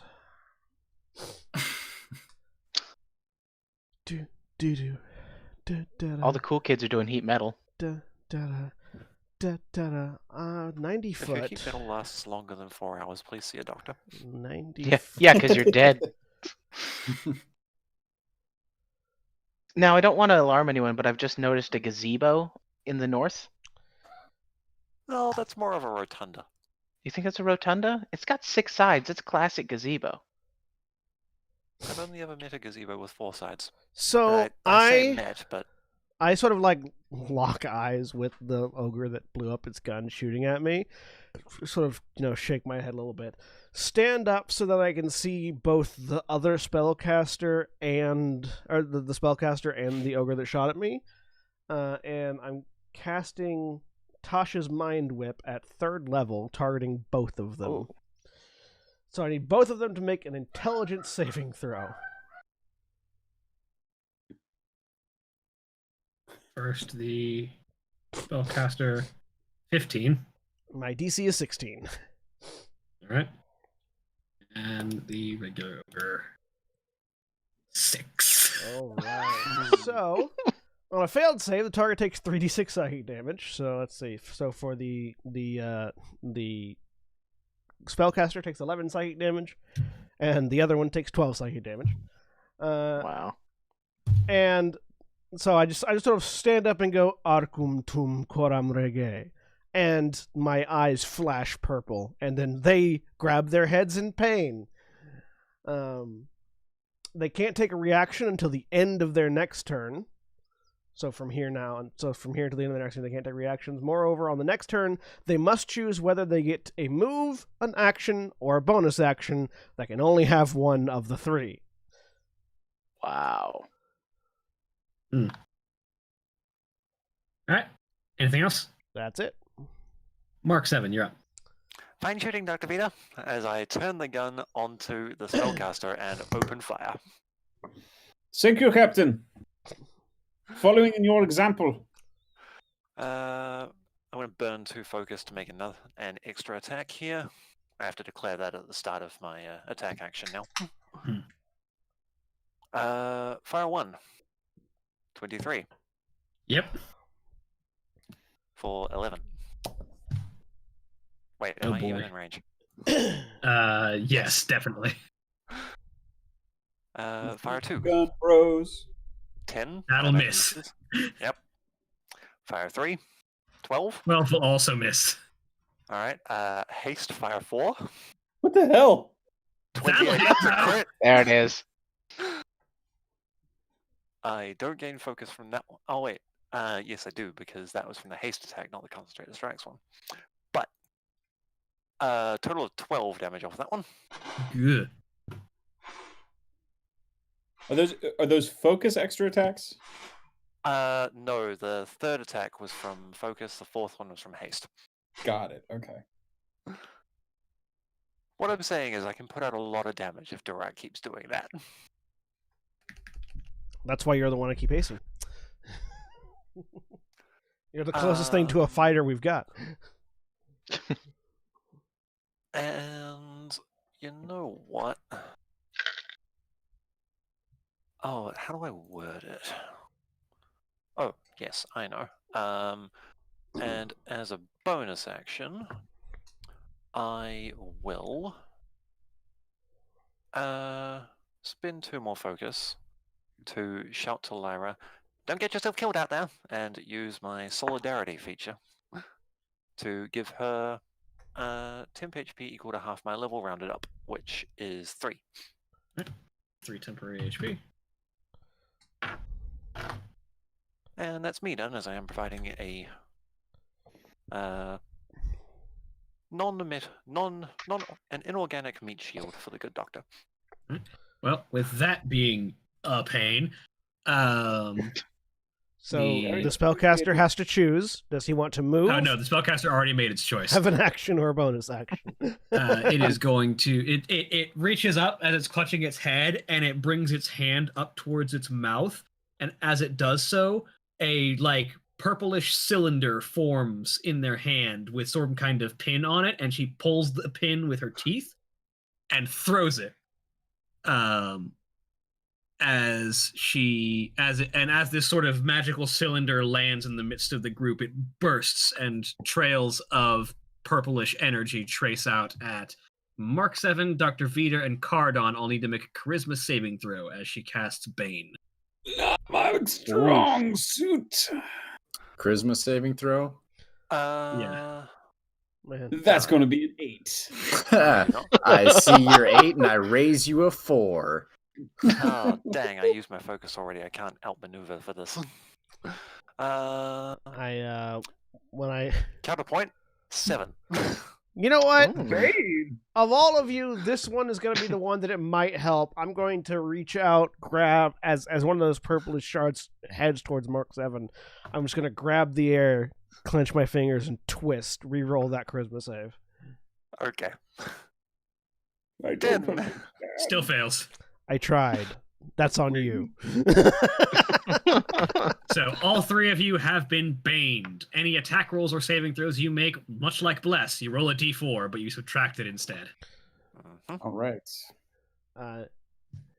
When I was leveling up, I had the option of taking Counterspell, but I chose instead to take Haste.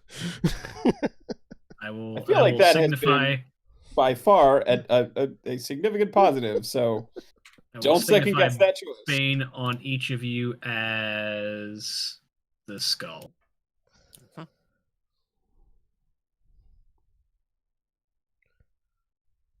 You simply rolled low, but I was born with negative charisma. All right. So the ogre who's got his gun jammed is just going to use his only thing to do with his action to try and fix his gun. We're going to see how that goes. About as well as I thought it would. Head hurt, fix gun. No, broke gun, head still hurt. The other one is going to shoot at Cardon.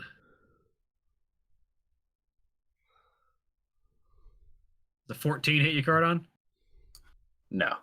And I'm actually going to use let's see.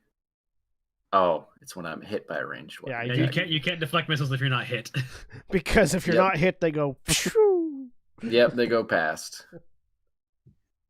Bolt launchers hurt, by the way, whether they're supposed to be a giant crossbow or a gun. Yeah, I was Yeah. looking at that damage going, You roll well on Fortunately, that. they only have a +3 mod to their hit, so they miss more often than not. That's why I really want to make a dwarf rogue that uses a heavy crossbow for their weapon. Varric, is that you? Yeah. Lyra is... Imagine hitting somebody with a heavy crossbow and getting sneak attack damage on that bitch. I'm still disappointed you can't use a ballista as your bound weapon as an Eldritch Knight. Gonna hop off the bridge, 15. That one I don't have. that one still has its reaction, unfortunately. Yeah, it's gonna take an AOO. Great club. Though I have a solution for it if he's not Will dead by the hit. time he gets back to me. So since she was within 5 feet of me while he made that attack. Oh shit! No, she wasn't. She was at 10 feet, yeah. Damn. Otherwise, I would intercept. Oh no, I've already used my reaction. Never mind. It's alright. She just takes the 10. Yep. From that. She had 3 extra hit points. Yep. So she should be at 19, not 16. No. She would have been at 29. Yeah. She has 26 hit points, Oh, dude. okay. Sorry. I misunderstood the damage that she was taking. I thought she was taking 10 damage, not 13. No, she took 10 damage after her temporary hit points were gone. Yeah. And she will... Yeah, she's gonna make that bolt thrower take a wisdom save. Jesus! Wow. Dumb as a bag of rocks, but wise as the day is long. They really know their way around. The other ogre is busy with Cardon, though, so... I would argue that the bolt launcher knows that they know nothing. Oh. Does a 22 hit you, Cardon? 22 does hit. Why me. are they suddenly rolling so high? Take 8 Because bludgeoning damage. They're tired of us talking shit. Yeah. All right. It's okay. Turns out they can, in fact, argue with the barrel of a gun. Although, actually, she is going to heal herself before her turn ends, because she does have healing word. It's okay, Cardon. If you don't kill this one, I have a plan. I didn't plan on killing this one. All right, so she heals herself for all the damage she took.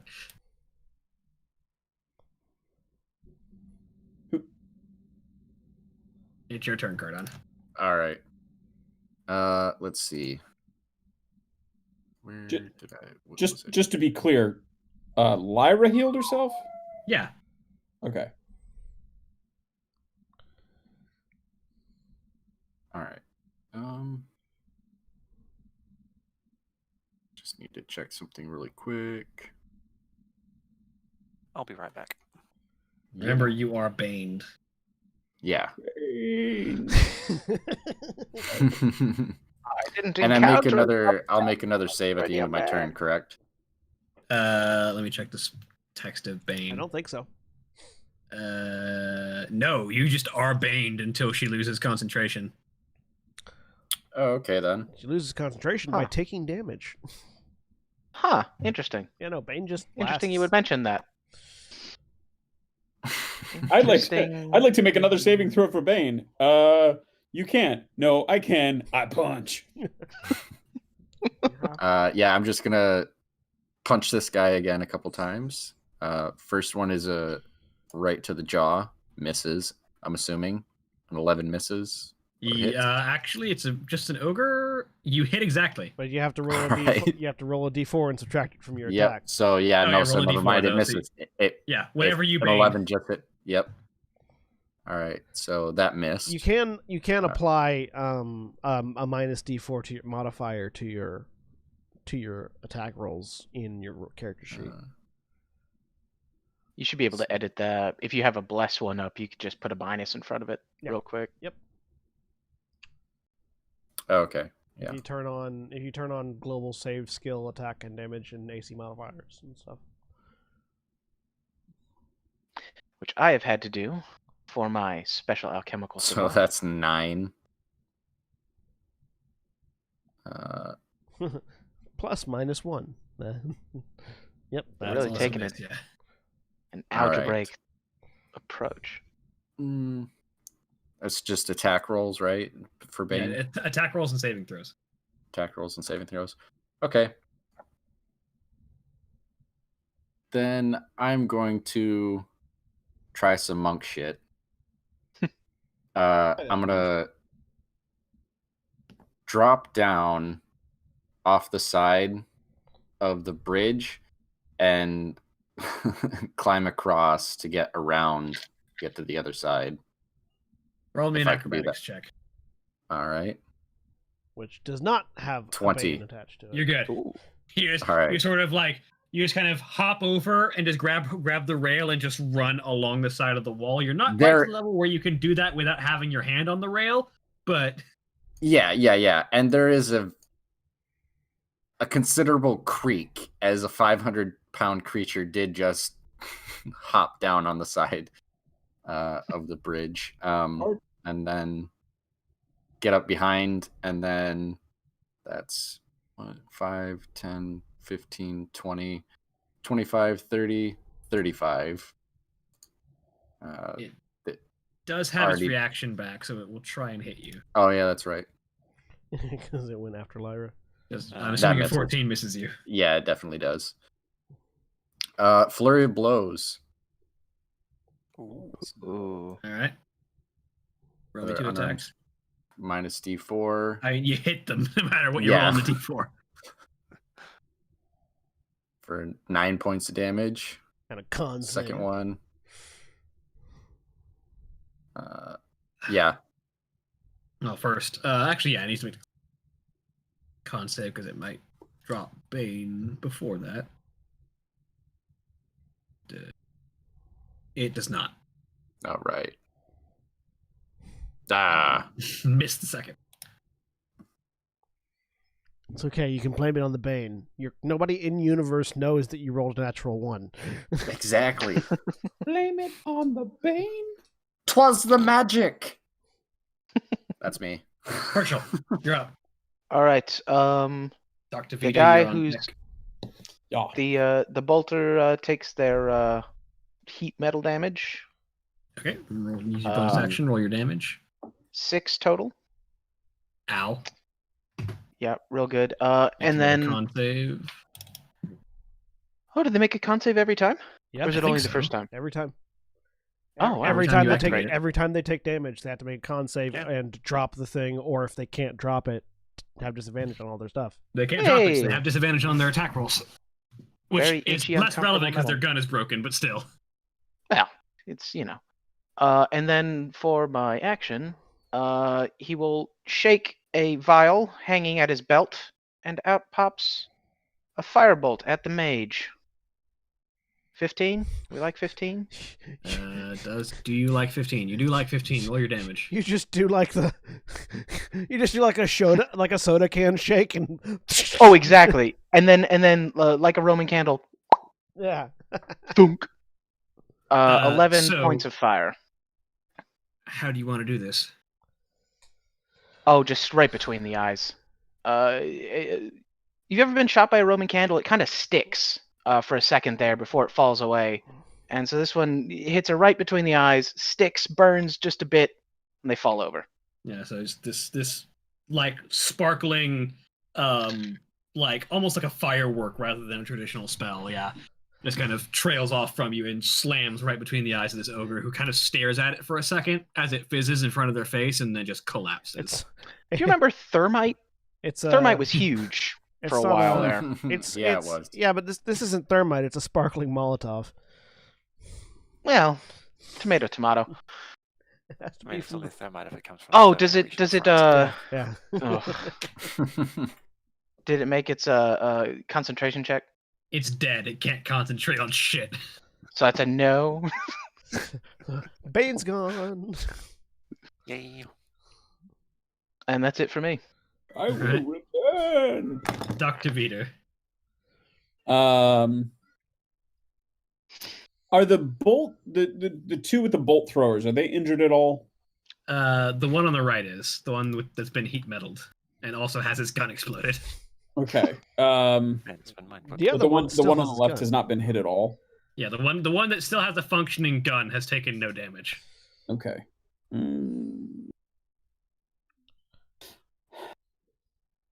I think I will. Let me just check my distance. A gun No. that you could use if you were only a large-sized creature. We mount them on the How truck. badly messed up is this one on the bridge? He's taken a bit of damage, but he's overall not that injured. Okay, I think Vito will, at this point, sort of seeing that the others are the other ogres are going down, will hop forward, run onto the bridge, and sort of as he runs forward, will swap the machine gun around, grabbing it by the barrel, and just swing it like a baseball bat. All right, I would like to use reckless attacks. go for it. It's the first time Veter's making a melee attack. There's It's a big not. grin on Herschel's face. He tried to pistol whip someone with a pistol earlier, like on the first couple sessions. Yeah. But I I missed.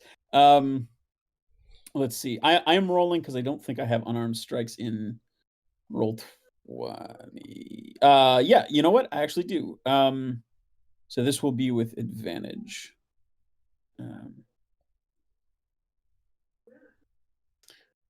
So 21. That'll hit. Let's Your see. improvised weapon die is used in 2 hands. Is currently a D10. D10. So 12 points of damage. Yep. Ow. And then I will hit it again. That'll also hit. 6 points of damage.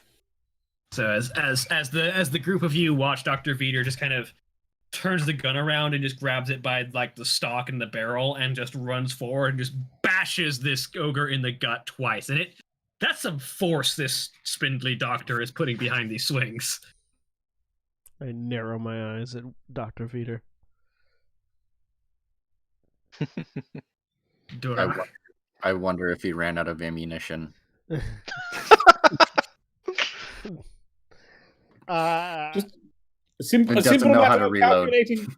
a simple matter of calculating the vectors and application of force, dear Dorak.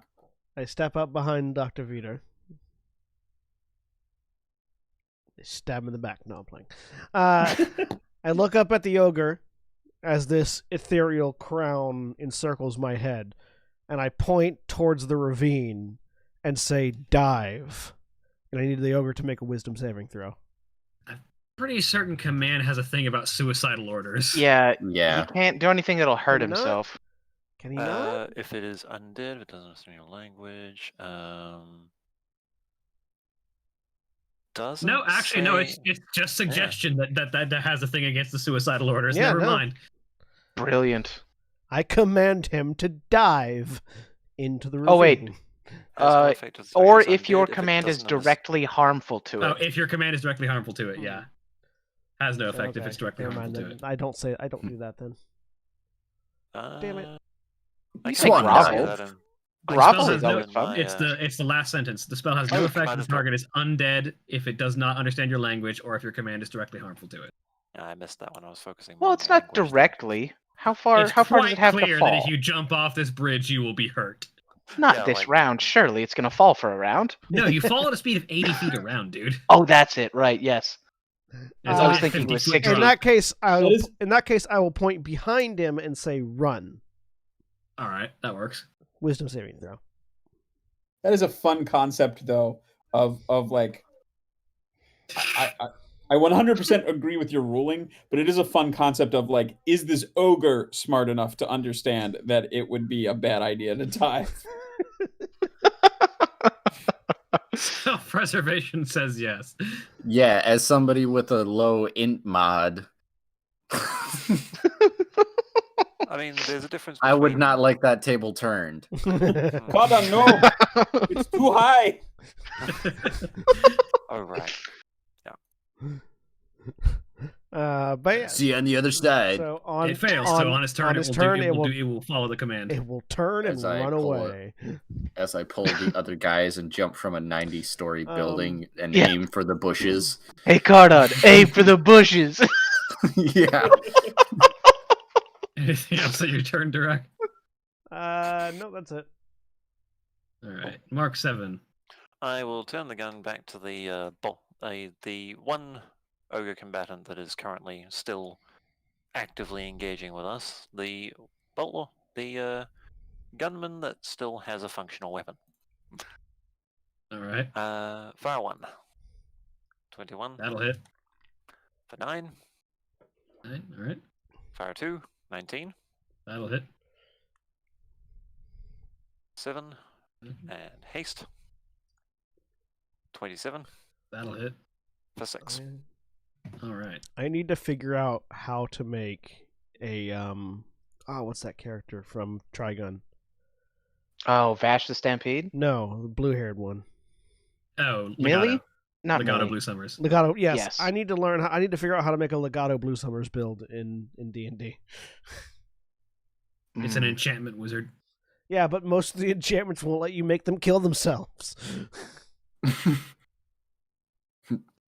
could probably do things with things like dissonant whispers. There's gotta be some bard stuff you could do, right?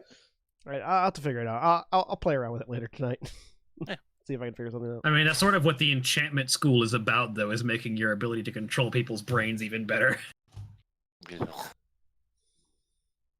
Sorry, not a fan. Yeah. But yeah, that's me done for now. All right. Claw is dead. Then gun shooters. This one doesn't have a gun, so it's gonna walk up and try and punch Cardon. Disadvantage on his attack. Yep. He actually has a better chance to hit with this. He still rolls a natural 1.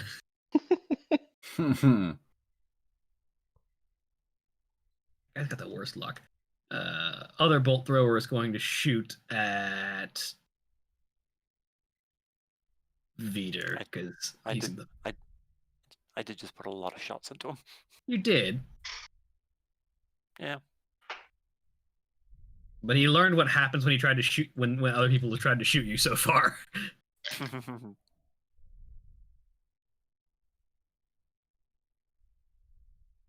5 misses Dr. Veeder. These guys hit really hard, but can't hit a goddamn thing. I believe reckless attack applies to ranged attacks. Yep. Oh, it does. Yeah, it does. So it does have advantage, I believe. 8 still misses you. Hmm.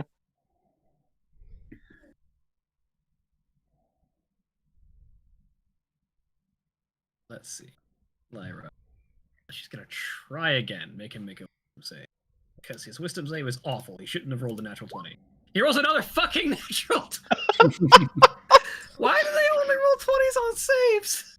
They're Blessed so by the wise. Force. They're I'm so immune wise. to your charms, witch. Except for this Jedi one. mind tricks do not work on me. And they bullets. Mind tricks don't work on me, only Daka. Speaking of mind tricks working on them, Oh, God. this one's about to take a series of attacks of opportunity. Yep. One from Veeder or one from Veeder. Yeah. And I still have advantage, right? Because you're still reckless. Uh, So Yes, you're so reckless. Yuppers. All right. Where'd you go, sheep? 20. Both of those would have hit. Roll damage. 9. 9 more. How much HP does an ogre have? Oops. Nope. Quite a bit. From my experience. I forgot I was counting down on this thing. Think.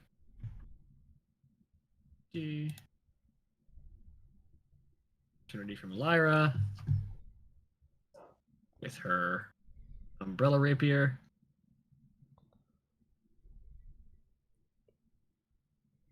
Somehow she misses. She has not had the best luck this fight.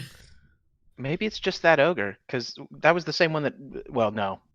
No, it's a different one. Maybe it's just ogres in general she doesn't like. Yeah. Maybe she's an Oni in disguise. Takes an attack opportunity from Cardon. Sure. 15. That'll hit. Yeah. For 5. 2. 6. One more step. 6, and that's action. 1, 2, 3, 4, 5, 6. And that's its turn. Cardon, it's your turn. All right. Let's see. I provide you a line, Herschel. I was thinking about it. Let's see. This one is burning up in front of me. So 1 kick to the ribs Will miss. would be nice.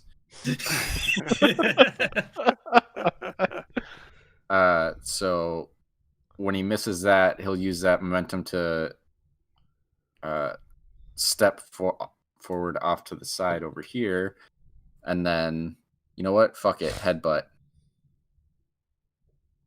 Fucking. Okay, at least it's not just Lyra. Yeah. Why do you think I've been making them make saves this whole time? I haven't rolled a single attack roll. I don't know what y'all are complaining about. Yeah. Well, I haven't been doing too bad, at least during the fight. I've missed with like bonus- 2 of my shots.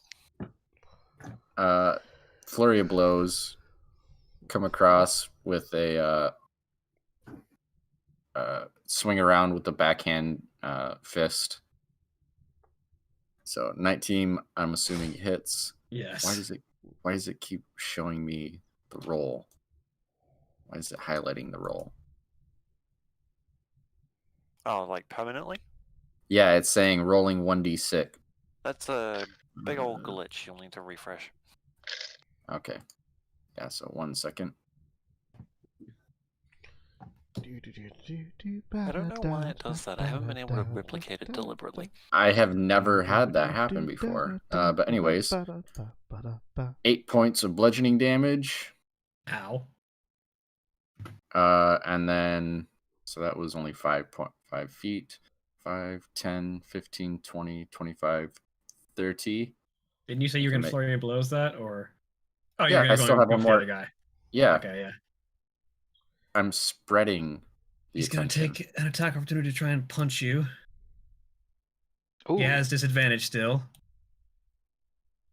15 misses misses. Yeah. So yeah, he'll duck out of the way of that, and then He almost got you. here but- comes a headbutt for this guy, maybe. 24. Yes. All right. This is going to be a head of harm. 12 points, 6 of which is necrotic. Ow. And then, yeah, he's going to yell out, flee this place and never return. Make another intimidation. The check. other You have one, advantage this the time other 'cause one you used it. intimidated like that died before it could run away. Yeah. I'm aware. Let's see. You This have time it's a advantage. 5. Oh, okay. Because their leader is dead. 13. 13. Okay. Herschel, you're up. Lyra's just like, oh, sure, now we get something that Yeah, isn't now twin. his wisdom save is shit. That's it's another 12 damage to other Daka boy. And unfortunately, my cool thing that goes in a line is only range 30 feet, so I'll just have to suffer along with shooting another firebolt at. I can hit this one that's fleeing. How long is that guy gonna flee until he takes damage? No, just the one round. Just for that one round. Oh, okay. Yeah, then I'll shoot a firebolt at the guy who is running. 24 we like, for 11 damage. Nice. 11 fire damage, I should say. Does alchemical savant just add to all your spells? Only spells that I cast using my alchemical supplies that do acid, fire, necrotic poison, or healing. Fair enough. I have retooled my spells to only do acid, fire, or healing. And that would be my turn, because I'm in a pretty good spot, I reckon. I need to get used. I got a new chair, and I really need to get used to sitting on it because right now it hurts. Dr. Vita. Vita will sort of look down at his machine gun, which I assume is probably bent a little bit at this point. It's relatively sturdy. It's a modern gun. And And shoot then- around corners.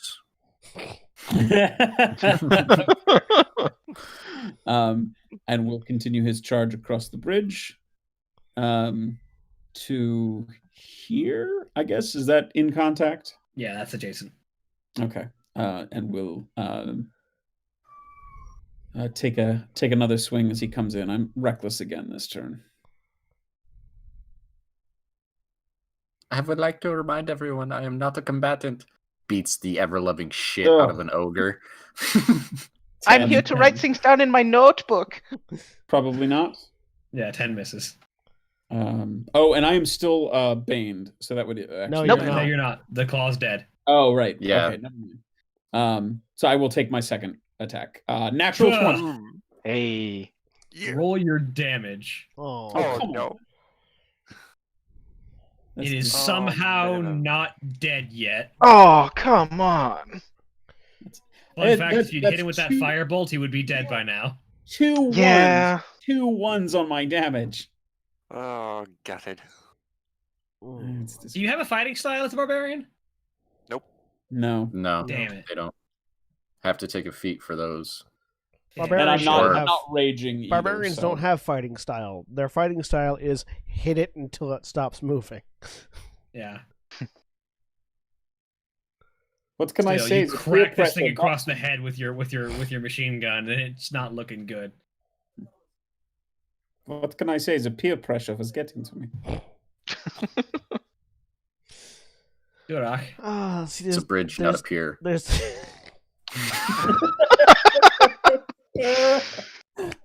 If it I like were that up one. here, I Good. would ask you to get in the seat. good joke, streamer. Good joke. Anyway, I'm see there's an optimal play, and then there's the fun play. Oh, you know what we want. I can tell you right now, the optimal play is magic missile, but you don't know that, do you? No, that's what I was saying was the optimal play. Because I just end that one's life and do some extra damage to another one of them. But the fun play. See, here's the thing: the fun play would be to drop haste on Mark 7, cast Shadow Blade, and end the one in front of Dr. Vita with a melee attack. You know that'll be rewarded with a natural 1 attack. I know, that's the thing. It's like that would. It is fun, though. Yeah, it is fun, though. You should do it. That's the fun play.